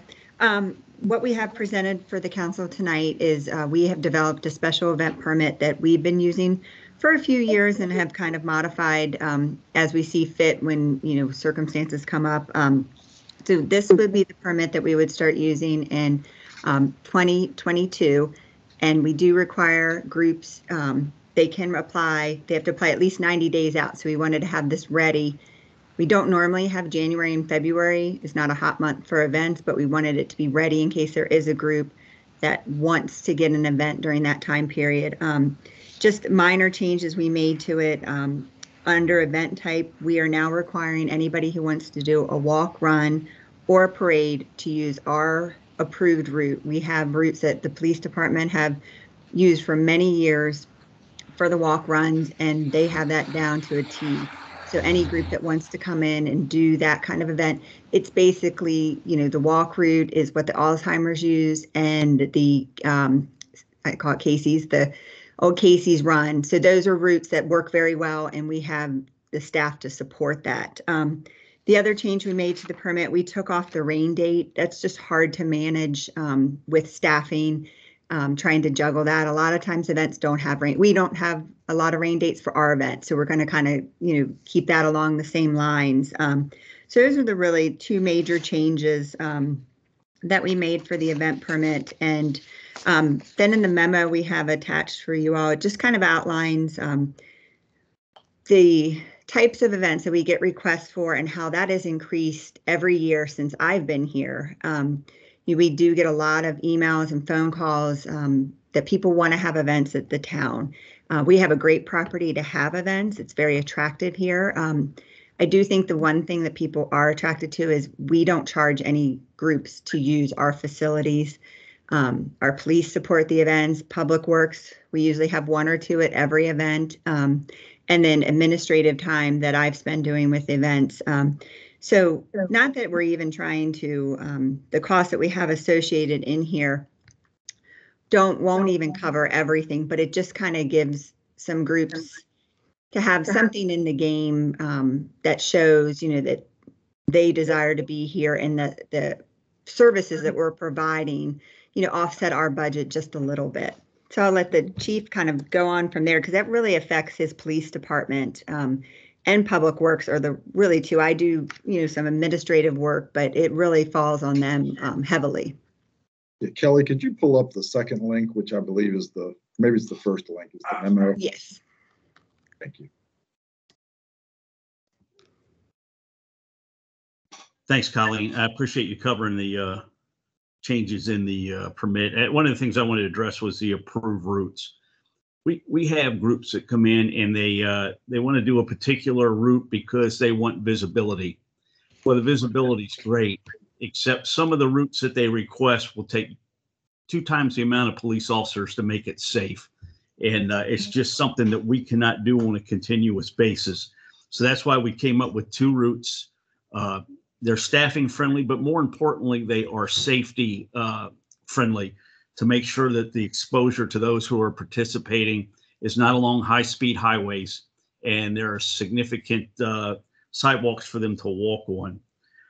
Undoubtedly, the town sponsors these events, and as Colleen says, we're desirable because La Plata is a very nice place to have an event, and the events really make La Plata kind of Americana. However, since I've been here, the increased requests for events has just multiplied year after year. And pre-COVID, starting in October till New Year's, the vast majority of weekends are covered by some sort of either town event, special event, or a police operations event. So it affects our budget.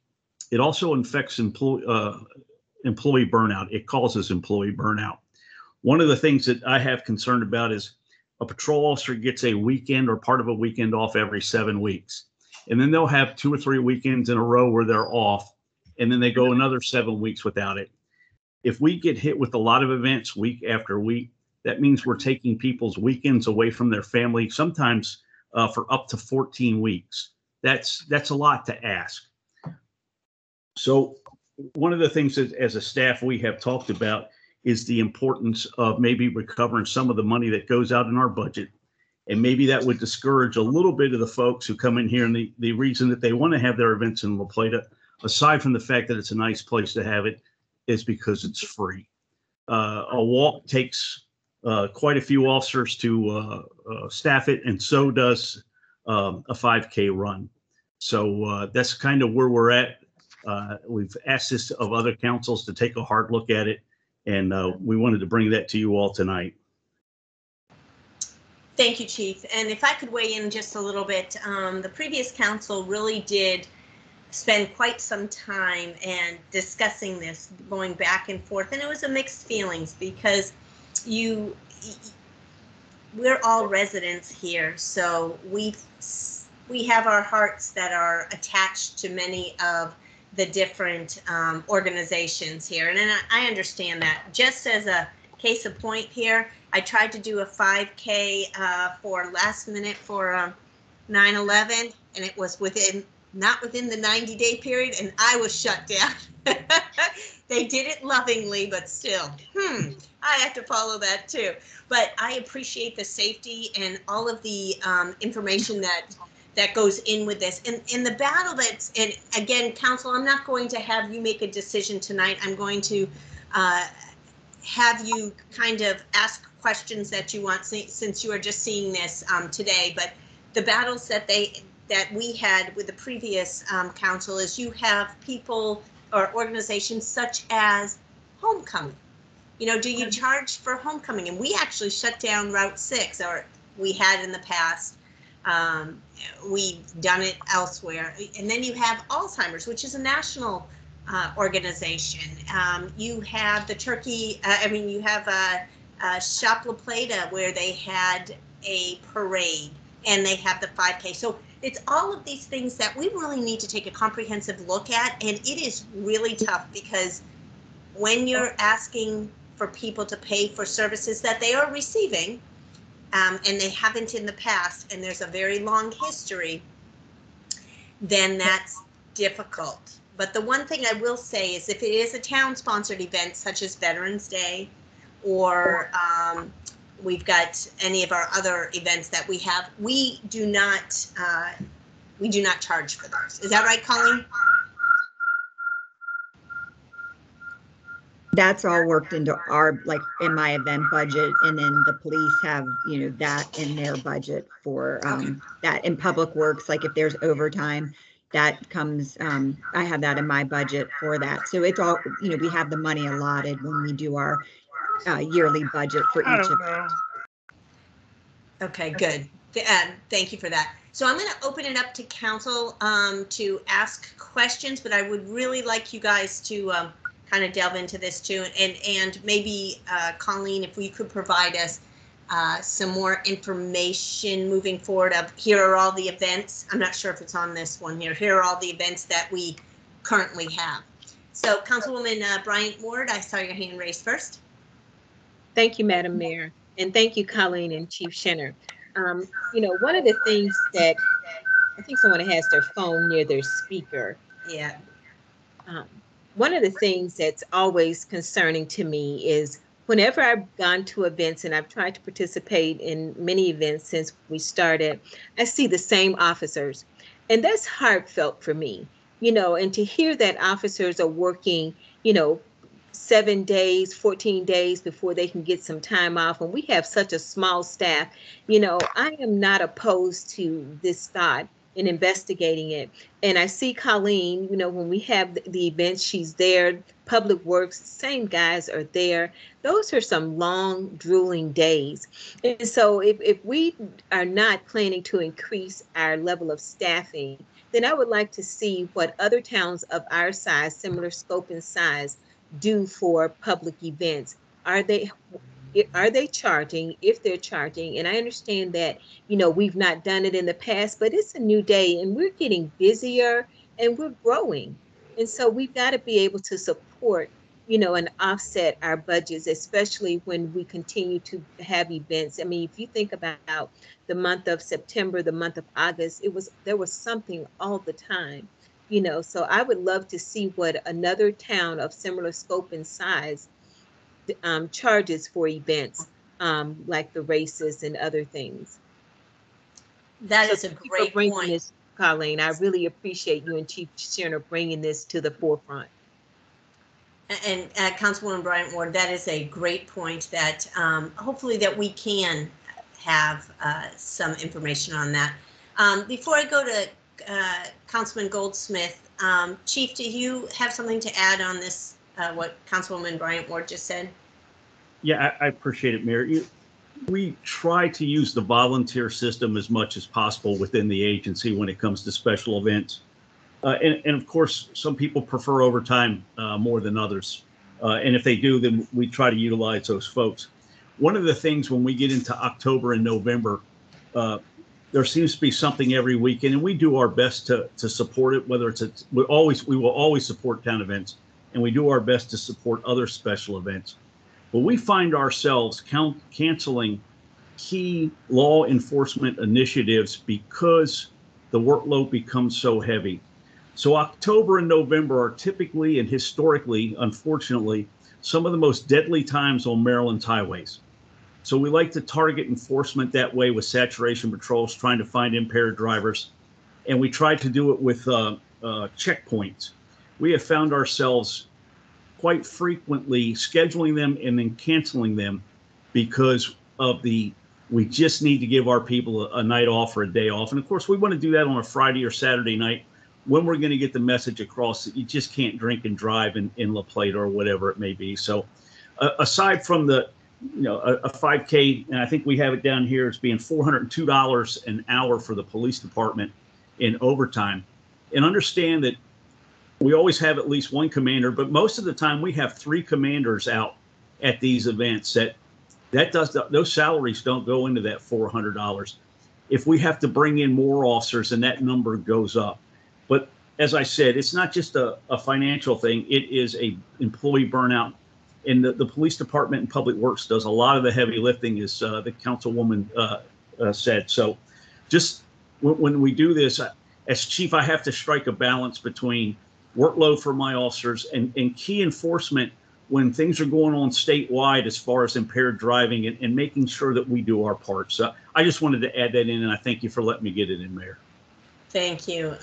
Councilman Goldsmith? Oops, you're muted still. I have to push the button first. You had indicated earlier that some of these events are national in scope, and that they like the La Plata footprint because it's convenient to use. Have we approached the county on any support with security for these events, since it's national in scope, not strictly a town event? Well, if it's La Plata, we take care of our own house. The sheriff's department, if they may be doing things in Waldorf or in Indian Head or other places, they're a larger agency, but look at the size of the jurisdiction they have. They're running just as thin as we are right now, especially with the vast amount of retirements that they've had here recently. But since I've been here day one, I let the officers know this is our house and we're going to take care of it. Chief, are you also working on on Thursday? They're having the torch run, and I know it's within the incorporated town limits, but it is run by a now retired sheriff's officer. Is that something that we lend support to as well? And would that be something that you would consider? I mean, did they have to get a permit, and would that be considered something that falls under this these guidelines that are proposed this evening? Right. When it comes to mutual aid for another law enforcement agency, we try to help each other out. They come in and they've been helping us a lot with some issues we've had in town. We are helping with traffic control. We did go up to the funeral for the owner of Galazio's, Joe. And although that was outside the town, we helped provide traffic control for that. We do our best to be full partners with the sheriff's office. So yes, we will be there to help them with their walk. But that does not fall under La Plata, even though that they probably, it's in the incorporated town limit, they probably had to secure a permit, I would guess, since it's within the incorporated town limits. Colleen? They have not. We have not had them get permits before, and I don't have the answer for that. We'll have to. And we probably should have them secure a permit for that. But it is an annual event, and in the future we can make sure one is filed. Yeah. And I think that since you tried to make the mayor have one for a run, I think that would be wise. No, I think anything, to be seriously, anything that is within the incorporated town limits, with it, whether it's the torch run, which, you know, I participate in every year, or cops on the rooftop, any of those that were, just to be fair, it doesn't mean that they are going to be charged a fee with it, but just so it's on record that this is yet another thing that our public works, our police, whoever else, they support this, and it's another ask of our staff. I agree, Mayor, and it's a good way to document. Yes. Yep. I do too. Thank you.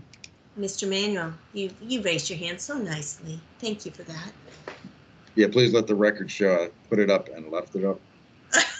I saw that. Yeah, I would say that the torch run does not originate in town, I do not believe, and it also passes through state highway. I'm not saying I don't think it's a good idea to have them have a permit, but there's probably also a lot of cycling events that come through town off and on that we may not even know about. But this is one that's definitely identifiable and would be one that we could work with the organizing body to have them permitted. Also, to Councilwoman Bryant Ward's comments about getting some data from some other organizations. Colleen, I think you've done that initially. It may be dated at this point, but just one of the local examples would be, I think the county would charge for Blue Crab Stadium, which is sometimes an alternative to the town as a venue, as well as I think when we had a large concert towards the end of maybe the concert series 2 years ago, we had talked to the county about maybe a rain date or a alternate indoor facility in the event of rain. And maybe I don't know if you remember what the numbers were for something like that. We did, to answer the first question, when we developed this permit, we looked at a lot of different areas. I know we've looked at Leonardtown. I've talked to Leonardtown, North Beach, Chesapeake Beach, to kind of get their feel on what they do. We're a little similar to Leonardtown in terms of the events that go on. I can circle back and get the updated data, but when we did this, they do charge for events. Some places, they don't share their fees, but, and they have different fees for other things. But we looked at a lot of different places to develop the permit, and we're finding that most places are charging. Before I worked here, I worked for 2 different nonprofits, and it was expected. When you built your budget, you budgeted for security, you budgeted for your rental of wherever you were having the event. And I worked for the MS Society and for hospice, and a local and a national one, and you just built your budget. You were thankful when people gave you a reduced rate, but it was expected in part of your fundraising. And we did look at La Plata High School as a backup when we had the Sam Grow concert. And I don't have the figure in front of me, but we were going to have to pay for the custodian to be there and building rental. I think they were working with us, but there were still costs associated to the people that had to be there, in order for us to use the building. Thank you for that. Any other questions from council? So council, you got some more homework.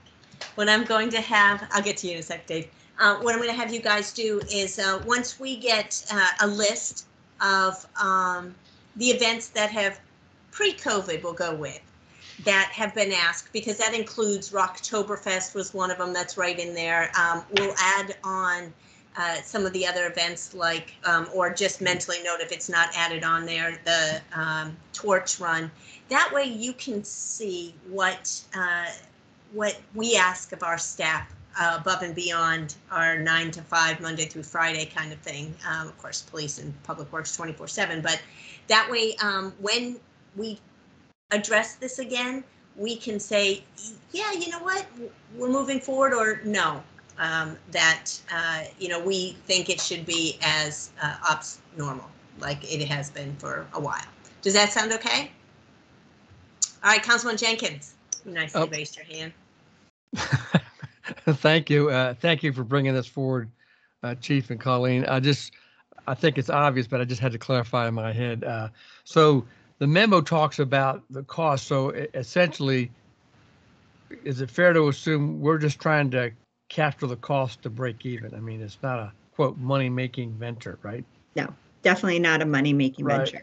And then the actual application that has been revised, I'm assuming, I think on the top of page 3, when they fill it out, then, and you kind of know, or they fill out what they're going to do, then you fill in the appropriate fees, and then you total it up, and then that's also signed off with approval dates, right? Is that fair to say as well? Yes, we have not been charging anybody yet, even the $25 fee, but that would be what we would do if yes. And then I do see that, and I applaud the staff for for revising this, and that is to have some kind of a map or something so we get a visual of where and how they're going to do it. So thank you. Fantastic. Okay, any other questions from council on this? All right. Seeing, Chief, you have another question? Yeah, just Mayor, we do have people who offer to pay, and that's where the equity has to come in. At Rocktoberfest, Keith has always offered to pay for the overtime cost associated with the officers, but it's really kind of unfair to charge him and not charge others. But when I look at Rocktoberfest, I usually have between 50 and 60 staff hours in that one day to the event. So and again, we're not looking to recuperate the costs, but something that helps out a little bit, and then maybe kind of helps out with the burnout that our people feel, especially when. Thank you. And I know that as Colleen said, many of them do anticipate paying for safety, public works, police, and they just have not been, because we've been rather generous. So we just, not that we're going to stick it to them, but we just have to make sure that we do protect our staff from burnout and recoup the costs. So thank you all for that. I really appreciate that. And at your earliest convenience, Colleen, if you could forward that to council so that they can have a look at that, and they'll pair it up with the proposal, and that way they can make an educated decision on how we move forward with this. Thank you so much for your time. All right, thank you. Have a good evening. All right, we're gonna go hop back. I see Burkey, are you able to, Chief, do you still have a comment? I'm on now, I think, and had to switch from a computer to my cell phone. Oh, no worries. All right, so could you inform our new council what's going on and what you are presenting this evening? Well, right now, I think what we're waiting on is a piece of property to build the Carousel building on, and I understand that we may be included in the library complex, but in order for me to go back to the state delegation and ask for more money, something in writing from the town that if that is the goal, to have the Carousel located on a site near the library, then I need something in writing from the town that I can take to the delegation in order to get additional financing. So, Burkey, I think because we do have several new members of council on here, some may be familiar with it, but could you please tell them or inform us again, what you're intending on building, how much square footage you need, and just a brief history, because I know we're tight for time and we tend to lose focus when we're not, when it goes a little long. So if you can just give a brief history of what's going on. Okay. Well, we started this project several years ago, and we have approximately $500,000 in the bank, or in grant money or in the bank. We've carved 53 animals for the Carousel. We plan on building an 11,000 square foot building. The building will contain not only the Carousel, but a workshop where we'll be able to teach wood carving. And it will have a gift shop. It will have a party room. And hopefully this building will be all on one floor.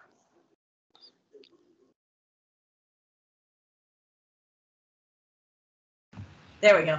All right. I'm going to have council ask questions that I'm sure you have if you're not familiar with this. So tonight, Mr. Boggs is asking for the town to commit to an area, which is We're still in negotiation with the county, so it may be a little difficult, but Councilwoman Bryant Ward, what questions do you have? I'm sorry, Mayor, this question is more for you or the town manager.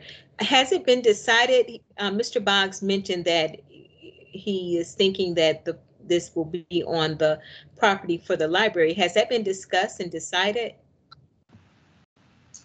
I will defer to our town manager.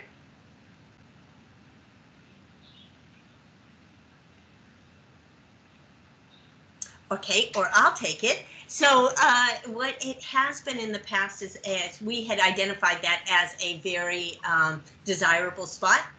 It is, since we are working with another government agency in trying to make sure that a library fits on a parcel, we have not gotten to that phase to say, here's where the library goes, here's where the carousel goes, here's where a park goes, here's where whatever else that the parking lot goes. It is in the preliminary stages, so it has not been solidified. It has been identified as desirable. And Brent, oh, go ahead. When Brent comes in, he's probably just taking a water break right now, but go ahead. So with that being said, if we were to give a letter, because I can see his deadline is September, I don't see a date, I just see September 2021, what would we say to help, address this particular issue for him? It would have to be, since it is working, it's collaborating with another government agency, we could be vague, which is not what they're looking for. They want to say it's at 123 Main Street, 6 acres, and this is what it's going to be, and the town has entered into an agreement with them. So barring that, it would be a vague letter as we have given in the past, and I don't think that's going to float with a delegation. And that's where a sticking point is right now. I'm going to hear from Councilman Trollinger and see. That way we can have this discussion going.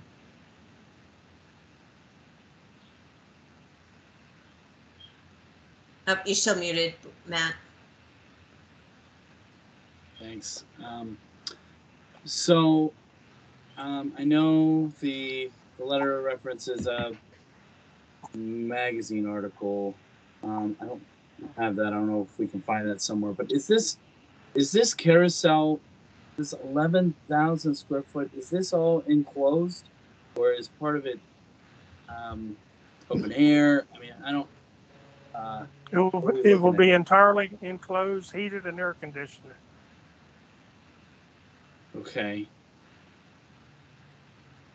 The carousel itself requires a space 80 by 80, and the carousel works,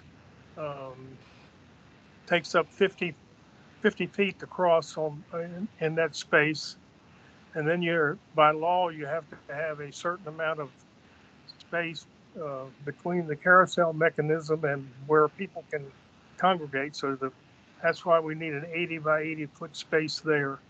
Then the rest of the building will consist of like I said, a working shop where we would teach wood carving. And that's why we became a 501c3 organization, because we would be teaching wood carving. All right. Okay. I see the website. Is it Southern Maryland, somdcarousel.com? Is that your guys' website? That is correct. Okay. So there we can see a lot more about the project. Are there architectural plans for the, I mean, I don't know where we are in this process. We do have some preliminary drawings of what how the building would be laid out. They're okay. Strictly preliminary though. Oh, okay, I got you. Okay.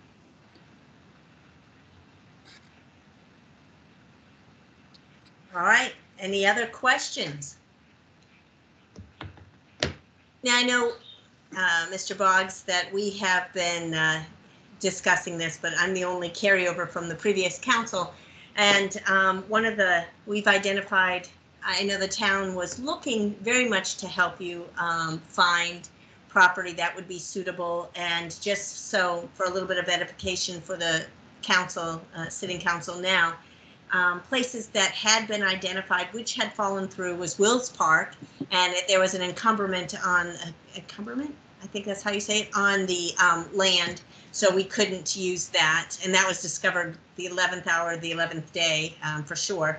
And then we looked at, it was looked at for Laurel Springs, it was looked at for blue crabs, and there was a parcel that we looked at that was close to Town Hall. None of these have proven to be viable. So we had thought that bringing it closer to some place that will have foot traffic constantly might help with the location, and that's why it had been suggested by previous council to be in the proximity of the library. But at this point, we cannot commit, unless Brent wants to chime in, we can't commit to saying we can give you X amount of acres at this specific location, because it has not been identified as, hasn't been solidified as our location for the library. Yeah, that's correct, Madam Mayor. At this point in time, we're not in a position to discuss that. So what would be the next step, seeing that they do have an issue that they need to present to the delegation? Mr. Boggs, have you been looking elsewhere as far as have you been solely relying on the town's ability to help you, or have you sought acreage, I mean, with the hub or with, I'm just saying the hub since they were on here, or with other places that have been looking to annex in or have been annexed in? Or are we solely your source of I guess, funding for that acre or whatever it is? We have always wanted the carousel to be in or around La Plata. Back in 2005, the county commissioners designated the spot over Laurel Springs Park. And then some of that piece of ground became the handicap baseball field that the Greater Waldorf JCs put in over there. So we lost that spot. And then we had the barns at Hughesville. One of the other county commissioners was working on a deal to have the carousel in a rehabilitated part of the barns over in Hughesville. That kind of fell through. So then Wills Park right in La Plata. We had a 15-year lease with the town on that piece of part of that property, and somewhere along the line, somebody found out that when the town was given that property, that they couldn't build any other buildings other than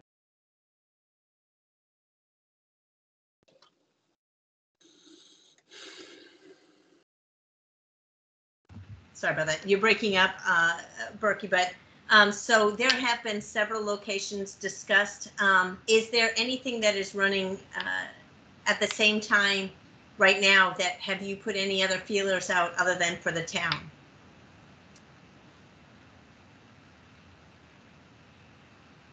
Oh, Burkey, I think we lost you again. You're frozen. Oh, I saw a little life there. Burkey, can you still hear us? Okay, Brent, I'm going to defer to you as to give us guidance on how to proceed with this, since there is a... You can't hear me?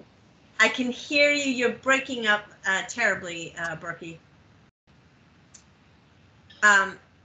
Brent, if you can give council guidance on how to proceed with this ask. I don't want to say I'm stumped, but I think obviously we can work through something and try to bring back something to council. It probably will not be till October, but at the same time, we can try to put our heads together as a staff and see what we can come up with, and maybe insert specific options to the council. Well, I think the ask right now is to have something in writing by the end of September, which we cannot do since we don't know what is going on. Even the piece of property that has been identified as a strong possibility for the library, it's been slow, and I will blame that on COVID as well. It has not, a feasibility study has not been completed to my knowledge, and a design has not been finished yet. So placing anything else on a property might be rather challenging. I would love to see if there are any other ideas that are out there that may not be totally reliant on the town donating land, but maybe helping in that if it requires a zoning change, entertaining that idea. But we're limited in our land, as Burkey, you well know on that, and I would love to see other type of possibilities be presented to us as well. Council, do you have any other questions? Mr. Goldsmith, listen to me. How about Councilman Goldsmith? Sorry about that. Yeah. At one time, it was discussed that Heritage Green would be able to, near the new school, dedicate some land to the Carousel. Did that go anyplace at all? Not that I heard about, no. Have you had a conversation with Heritage Green, Burkey? No. It's not come up in any the discussions I've been a part of. It's not come up at all. In fact, Councilman Goldsmith, that's the first I've heard about it in Heritage Green, which would be a lovely area if it is by the schools, because that would be where your draw is. It's not as visible as being out on, wherever, with more traffic, because it would be in a subdivision. But I think that that there needs to be other possibilities other just than relying on the one by the library, because that it's frustrating, Burkey. It's slow to know because we have to work with other, we're partnering. So it's not just us that is not speeding up this process. Okay, well, I guess we'll just hang in there for a while and see what happens.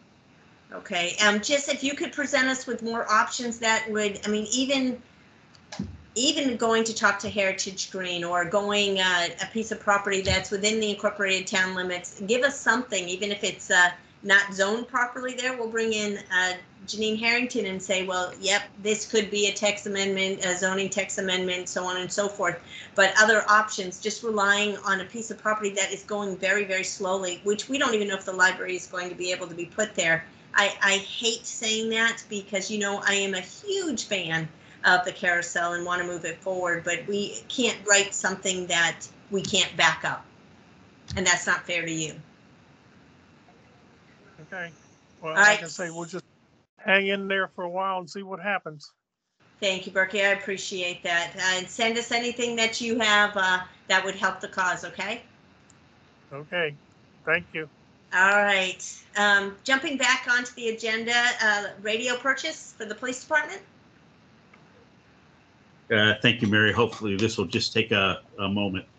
The police department's requesting to buy 2 mobile radios and 2 portable radios. The expenditure is already budgeted in the police department budget. Although the purchase is sole source because emergency communications dictates what radio system we use. We were able to piggyback on the Baltimore City Motorola contract, which helps us save about $10,298. The total purchase of the, well, if you don't mind, let me step back. As you'll recall, we had a cruiser that was totaled a few months back. We were able to recycle the vast majority of that radio system from the total cruiser. Our vendor did recommend that we purchase a new wiring harness, which is $117.40. Motorola will only let us purchase things on a purchase order, so we're just kind of rolling all this in, and we already have the money budgeted for it. The total purchase from Motorola will be $27,468.96. And as I said, all that money is in our current budget. We're just, because it's over a $20,000 purchase, we're coming back to council. Fantastic. So we approved it with the budget last time, but it exceeds the 20,000 threshold. I've never understood that, but I get it now. So I will entertain any questions from the council, should there be any. Councilman Goldsmith, are you just like hanging out and hanging your holding your hand up there? Question. Okay. Are we all frozen? All right, Councilwoman Bryant Ward. Thank you, Madam Mayor. Chief Schinner, exactly how much was budgeted for the radios in your budget? Was it the full amount, or has the amount changed? I think we have a little bit left over. I don't have my budget right in front of me, but I think we had about 30,000 total for radio purchases. We're not exceeding that. Okay, thank you. Thank you. Sure. And I think what you're looking for tonight, Chief, and Brent, correct me if I'm wrong, is you're looking for a consensus that we can put this on our work session, our business meeting next week and approve it. Is that what you're looking for? Yes, Madam Mayor. Okay, it's not in legislation tonight, right? No, it's not. And, we had discussed, I guess, about the willingness of council or the unwillingness and I shouldn't say unwillingness to consider some of these items because the agenda was posted so late. We don't, in fairness to council, we can't expect you to be following our agendas every hour to see if it's posted. And of course, we're dealing with some internal issues that we'll not go into, but at the same time, I don't know that it's, but I think I spoke with you about something like this. The only reason, even though you won't be taking action on tonight, the only reason it would be coming before you, because it is a budgeted item, is because of that $20,000 threshold that requires it to come to council. And as Councilwoman Bryant Ward asked, it's, we believe, underneath the amount that was budgeted. It does not in excess of. So that is the reason. But it's more or less tonight to bring this to your attention. If you answer any questions you have, and then if everything we can is acceptable to the council, we can put it on the agenda next Tuesday for your consideration of adoption. Thank you. I have no problem with that, since we have seen it once before and it is just over the threshold, but is a budgeted item. Does anyone else from the council have any questions, suggestions, objections, in favor? What do you guys think? I'm in favor. I don't see any problem. Okay. Looks good to move forward. Thank you. I'm in favor. Thank you. Matt, you good? favor. Fantastic. Yes. So let's move that forward so that we will see it again next week. Thank you so much for that. Moving us, you're not done yet, Chief. You have the vehicle uplifting tech and camera purchases. Oh, yeah. Yes, thank you again, Mayor. In the budget, police department had 2 new vehicles budgeted. Those vehicles are set to arrive sometime in mid-October. As the council may recall, they authorized us to purchase a additional vehicle to replace the totaled vehicle. And that also will be arriving in October. The cost to equip 2 of the vehicles from Frontline Mobile with emergency equipment and professionally install it is $29,292. That is inclusive in our budget. We also asked for funds for Panasonic Arbitrator in-car systems. That's $14,727 for the 2 vehicles. We do not have money budgeted for the third cruiser that was totaled. We would be asking the council for an additional $14,646 for the emergency equipment that we could not recycle into this cruiser. And we had the $340 in our budget to pay for the installation of the in-car camera, which we can recycle. The car took an extreme hit, and our vendor recommended that we not try to recycle the emergency equipment, but felt we could recycle the in-car camera and the radio. So I don't know if the council wants to address this tonight or not. We do have the car coming. We can defer a month if it's needed. It would just, some of this stuff is slow coming in, like anything you go to purchase nowadays. But this would put emergency equipment in that vehicle that we had, that was not budgeted, the council gave us funding for. Chief, a quick question. And I don't know the answer. So when a vehicle is totaled, is it covered by insurance? Does insurance give you any type of money to cover the cost of that? We did get some funding for it. It wasn't a lot. That vehicle was up around the 100,000 mile mark. So they allowed us to remove whatever it is that we wanted to take out of it, which we have done. And then Erie, if they haven't, or legit, if they haven't picked it up yet, they're going to. And we do get X amount of dollars for it, but it's not a whole lot.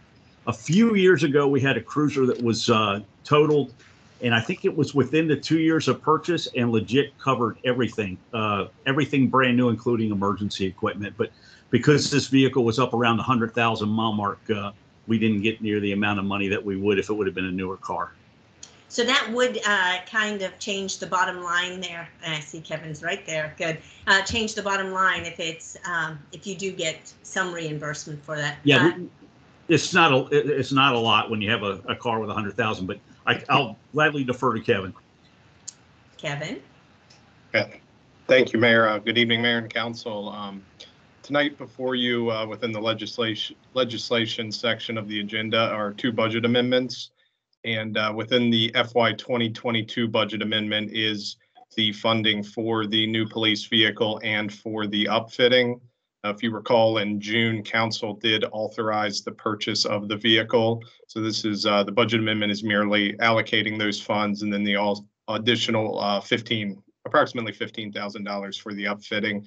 And we do anticipate, as Chief Schinner said, to receive some money for the vehicle from insurance, but we haven't received that, and we still don't have a final number. Thank you for that. So I was going to say, I knew this sounded familiar beforehand. So what the ask is tonight, I mean, for us, in order to make an informed decision, first of all, do we have the funds to make sure that we have the third vehicle? Yeah, well, if you recall, in June, Mayor and Council authorized the purchase of the vehicle. So we went ahead and already purchased that. Okay. So the budget amendment tonight, part of it is allocating those funds for the vehicle. And then we also are asking for an additional $14,986 for the upfitting. Yeah, as long as it is covered within the budget, I am good with that. And I will open it up to Council for any comments or questions.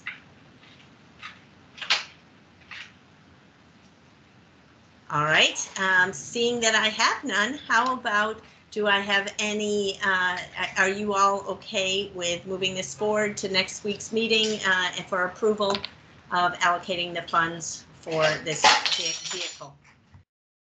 Yes, Madam Mayor, I'm in favor of that. I support it. Do I hear from two others? Good. One other? Oh, go ahead. I'm in favor of moving forward. All right, fantastic. I was trying to go in order. Oh, you're so kind. All right, so there you go, you guys. We'll be moving forward, and we will see it again next week then. Thank you, Mayor and Council, and thanks, Kevin. Thank you.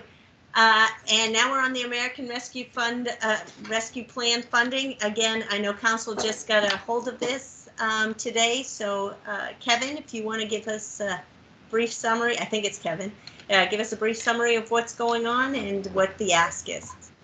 Sure. Thank you, Mayor. Good evening, Mayor and Council.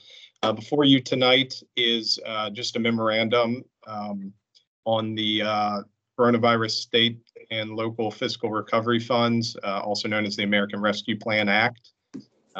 It's a 3-page memo. I don't know if Council would like me to go through it, just sort of summarize it. It does have a lot of information within it. If you could summarize, that would be lovely. Sure. So as you all are aware, the town, we received a final allocation of ARPA funds, award amount of $9,489,034.18. 50% of that, which is approximately $4.75 million, was dispersed to the town on July 28th of 2021. The anticipated disbursement date for the remaining 50% is July of next year.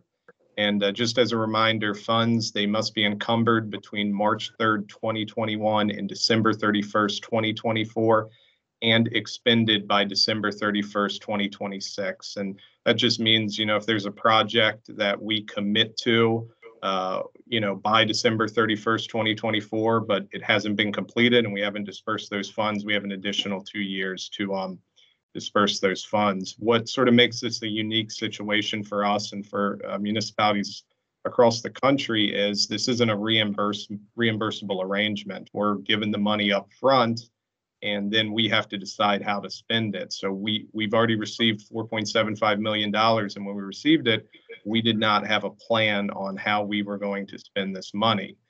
In addition to that, there's a lot of requirements for this money, reporting requirements, procurement requirements, audit requirements, and there's also the Treasury's rules on how we can spend this money.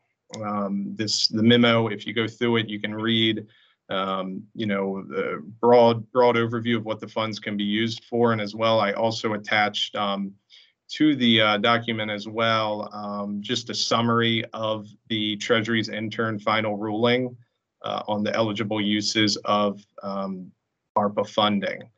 Staff, we met several times to brainstorm possible projects and plans that are eligible for ARPA funding. As we moved through the process, we familiarized ourselves with the requirements of the funds, and it just became clear to us that utilizing a third-party professional services to help administer the funds would be beneficial. Sort of look at it as a risk management way.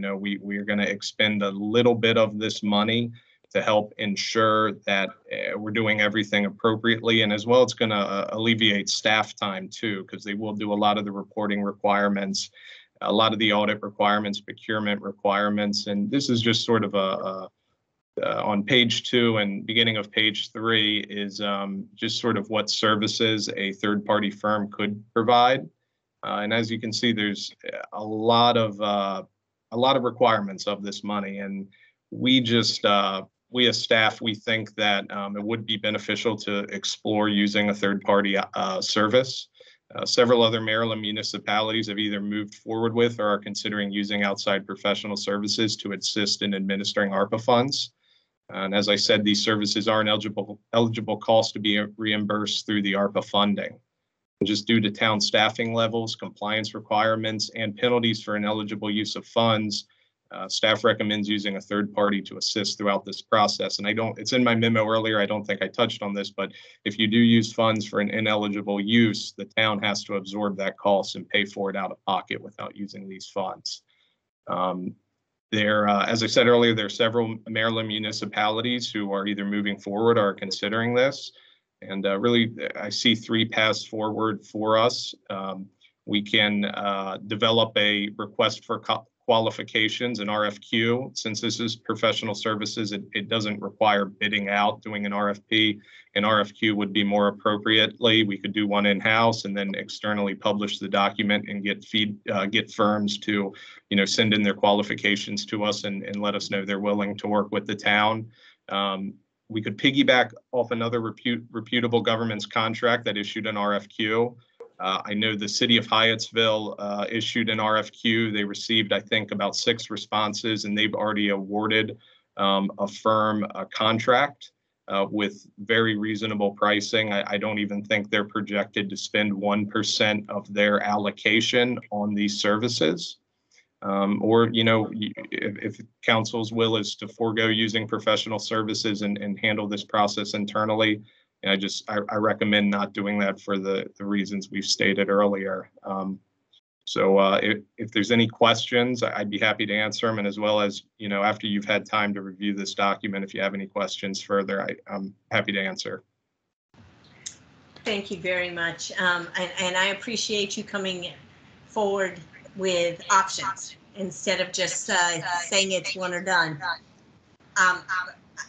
Personally, I am in favor of having a third, echoing, I hear that, having a third party look at that.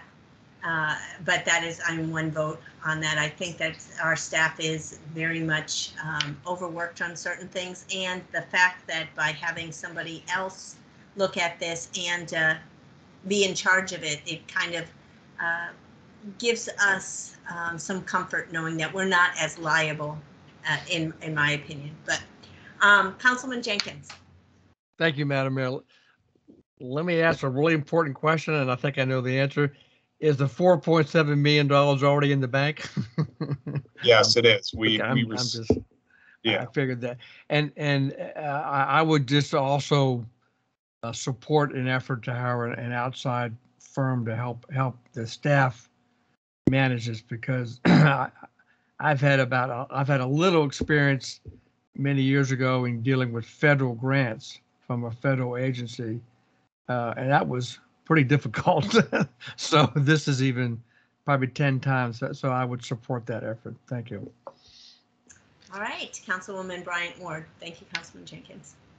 Thank you, Madam Mayor. And thank you, Mr. Greenville. I really appreciate the foresight in thinking about putting out an RFQ. That speaks volumes of you, and I'm in full support of that, because I manage grant funds and the oversight is horrendous, and that was a full-time job for me. So thank you for coming forward with this. Fantastic. Thank you for sharing that. Councilman Trollinger. Yeah, Mr. Greenville, I appreciate absolutely the concern of what happens, right, if we don't use the funds appropriately, so that when we're looking at potential vendors, of course, we want to look at the agreement that's in place as to if they make a mistake, right, what professional liability are they going to take responsibility for, because we wouldn't want the town to go upon their advice and then get hit later, as the mayor was alluding to. But I'm looking forward to seeing what you guys are able to find out about potential vendors. Great. And Councilman Goldsmith, anything?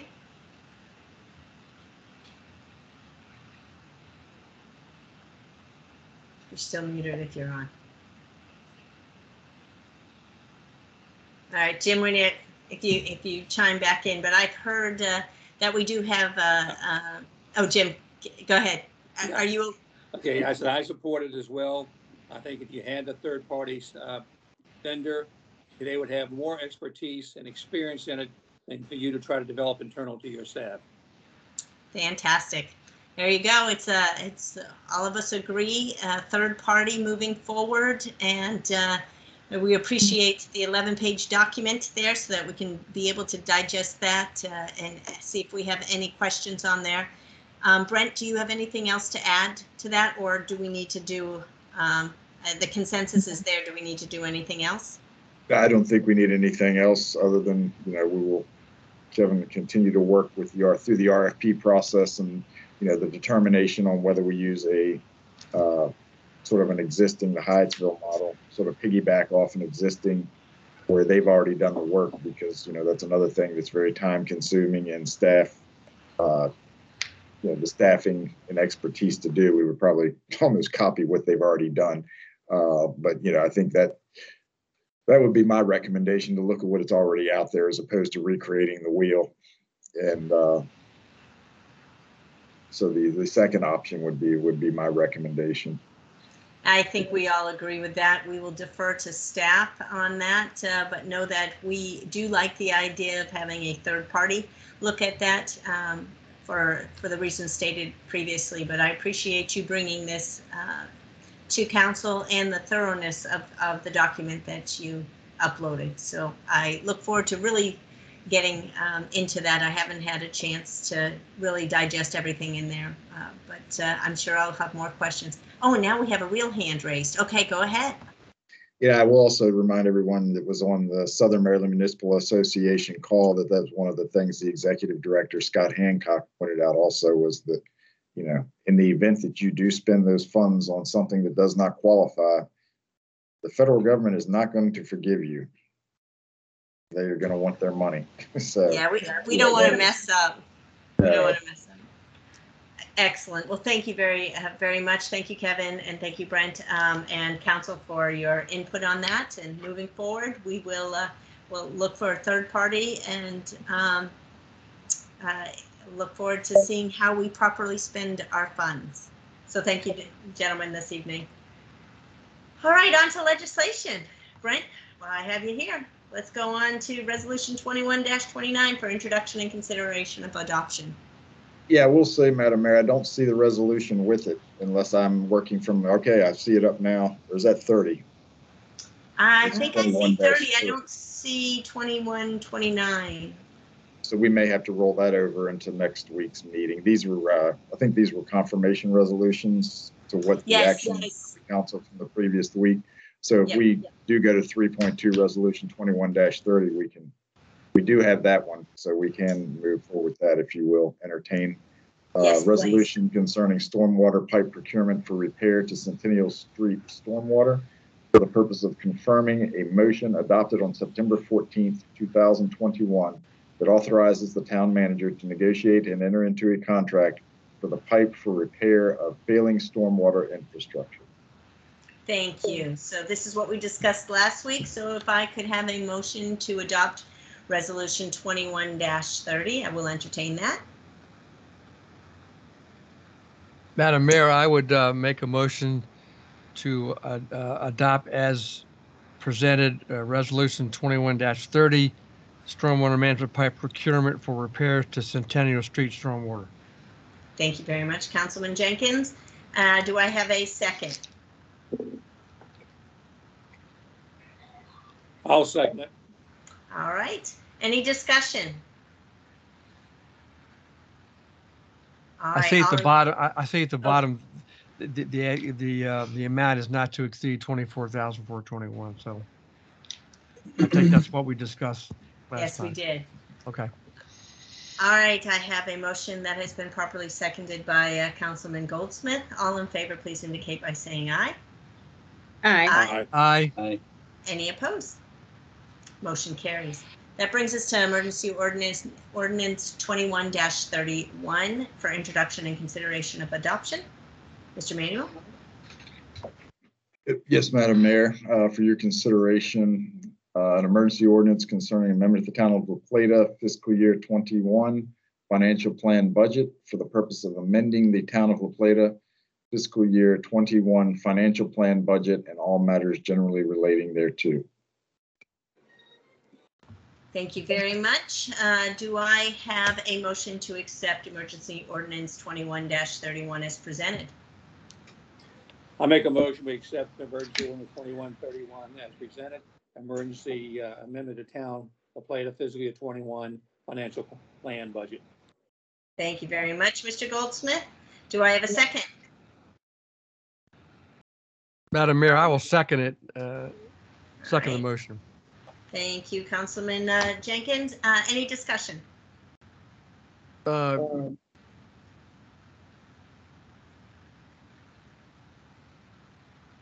ahead, Councilman Jenkins.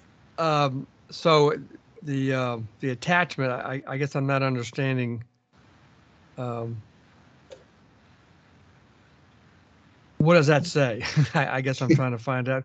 What does it say? I mean, you have two columns, DR and CR, and it gives a description of the items. So, and then at the bottom, I guess I'm not understanding what this says.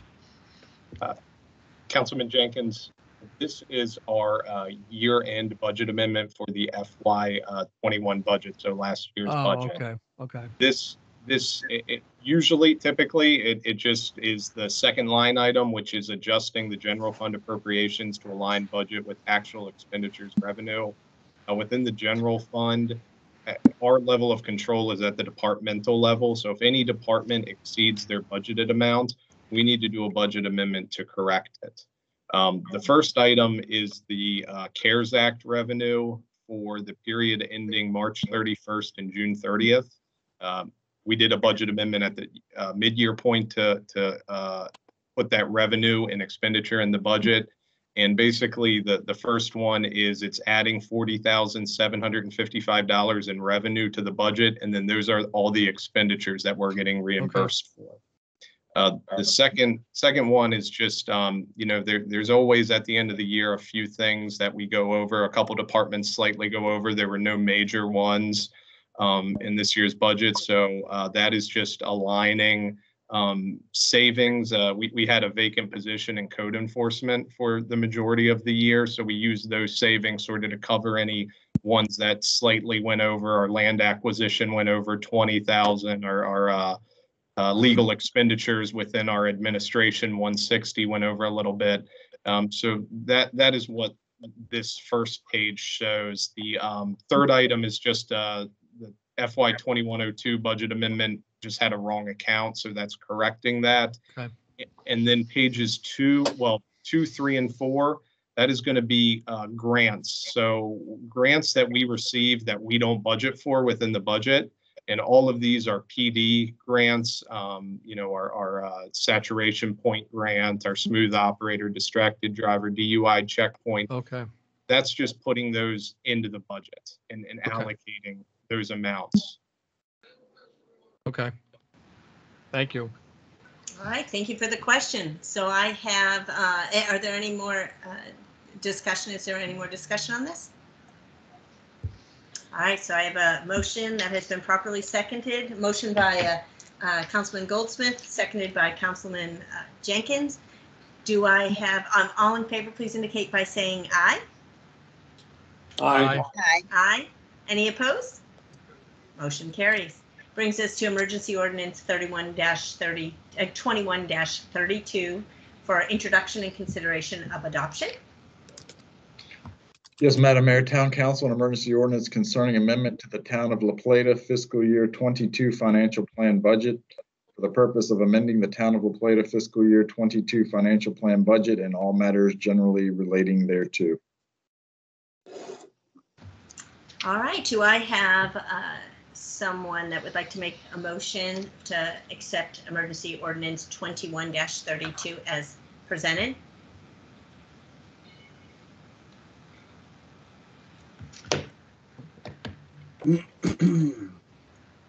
Madam Mayor, I'll make a.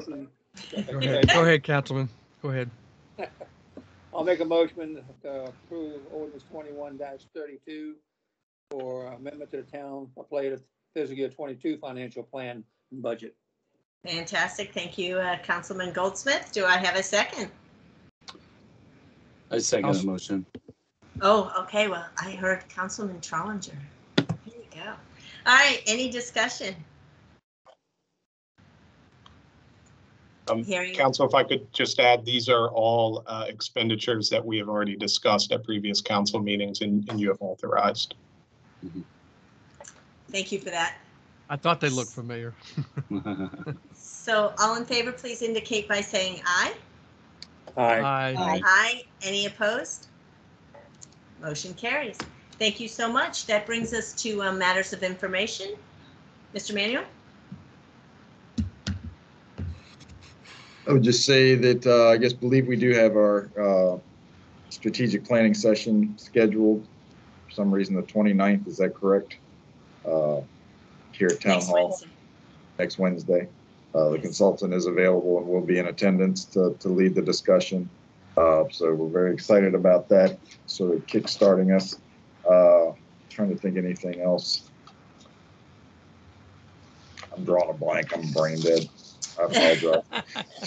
No worries, no worries. Good.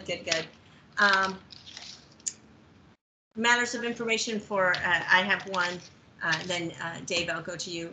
We have been contacted by the Arts and Entertainment District to put some dates on the calendar for them to come down for a look at whether we are suitable to become an A&E district. I will be asking council and asking staff what their availability is. We cannot meet the October 1st deadline, so it won't be until April. And that will give us some time for them to say, you need to do this, this, and this. And I would love to move forward with that because it is something that we have been working on, but it has come to me. So moving forward with that one, and we'll see what happens on that. And then also on Saturday, I know many of you have indicated that you would like to go to the 101st anniversary of Indian Head, I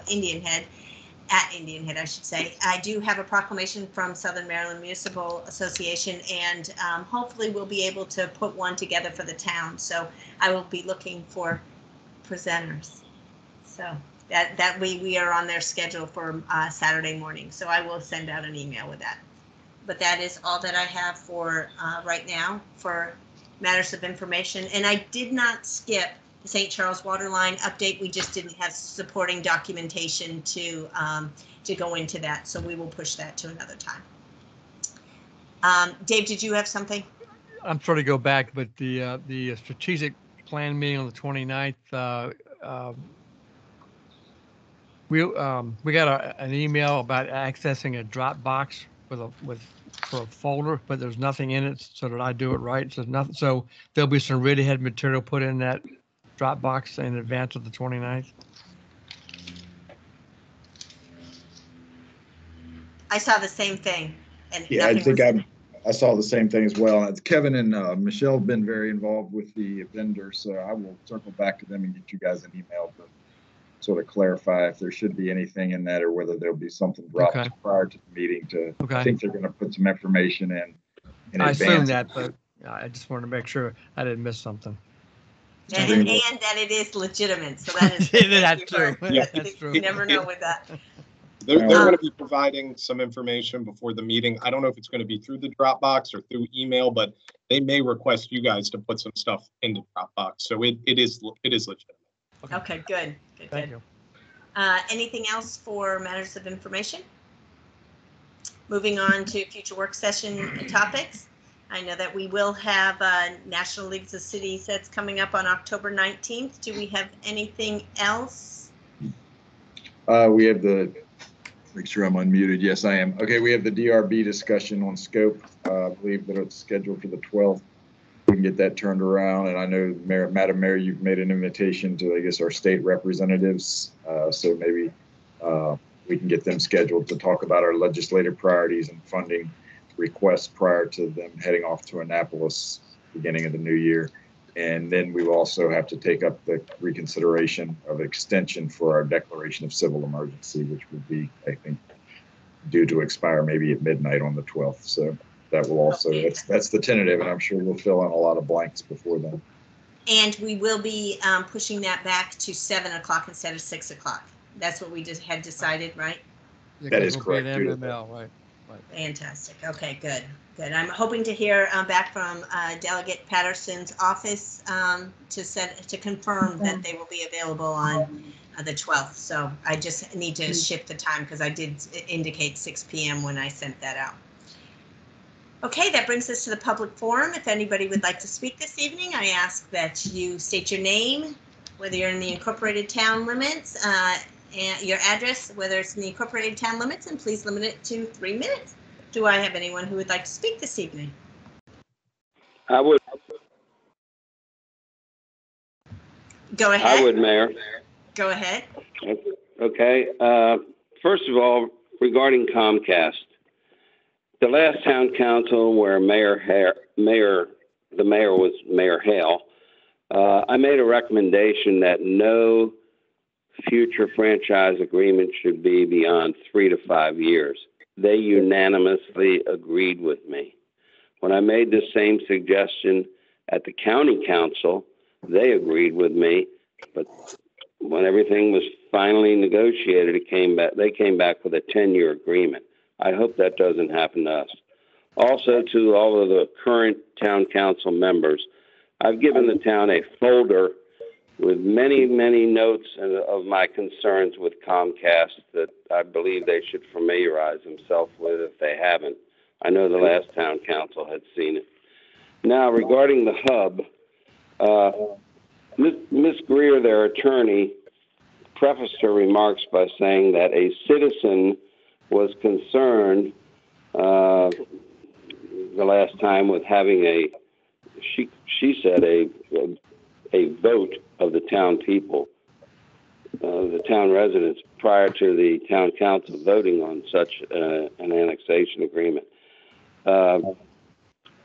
When she last attended our meeting on September 23, 2019, and we discussed this, that they had made a commitment to our town that they were in agreement to such a thing.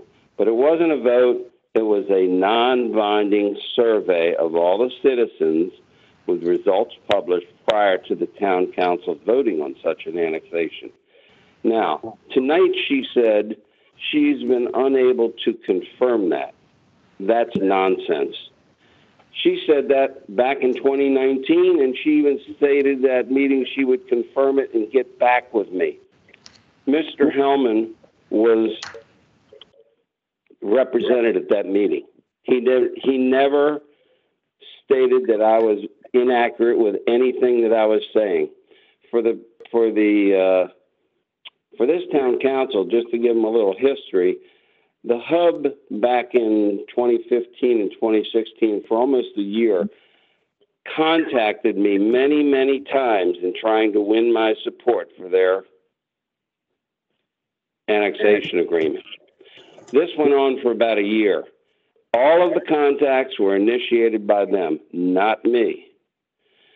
Finally, I told Mr. Hellman that if they were in agreement to various things, one of which was this non-binding survey of citizens with results published prior to the town council voting, that I would be all for it. In fact, he gave me some aerial maps of the project, which I made a presentation at one of our town council meetings. And I even stated that night that I thought with these kind of petitioners, I felt we could work with them. Now I don't believe we can. Number one, they're trying to renege on this, and she's being dishonest by saying she's not been able to confirm this. That is hogwash. This can easily be confirmed by anyone, and I'm sure our town has already done this, because when Mr. Hellman left my house after several meetings, and he agreed to go to the town and speak with Mr. Mears, and I told him I'd be following up that day with Mr. Mears to see if he did this, and make this commitment to the town, then I could work with them, and I would be in favor of whatever the residents of this town was in favor of. He made that commitment. I confirmed that with Mr. Mears on December 18, 2015, which is the day he met with him. And I confirmed that with Mr. Mears in front of several people at our meetings in their presence. So for her to say this now, I don't think we can trust these people. They have to agree to this commitment that they have made to our town before we should go any further with them and waste our time. And I hope they're still on the line. Thank you, Mr. Rampola. I appreciate that, as always. Is there any other speakers this evening? All right, thank you very much. Can I will entertain a motion to adjourn. I move to adjourn. Fantastic. Councilman Goldsmith, do I have a second? Mr. Trollinger, Councilman Trollinger, what do you think? Sure, I think it's a good time to adjourn. I think it is. All in favor, please indicate by saying aye. Aye. Aye. Any opposed? Motion carries. Thank you all for another fantastic meeting. And Thank you, you Kelly. guys have some homework. Good job, Kelly. Woo! Thank you, Kelly. Thank you, Good job by Seth. you, Kelly. Good job Safe by you. travels, Mayor. Thank you. Thank Yeah, you. Thank be you very safe. much.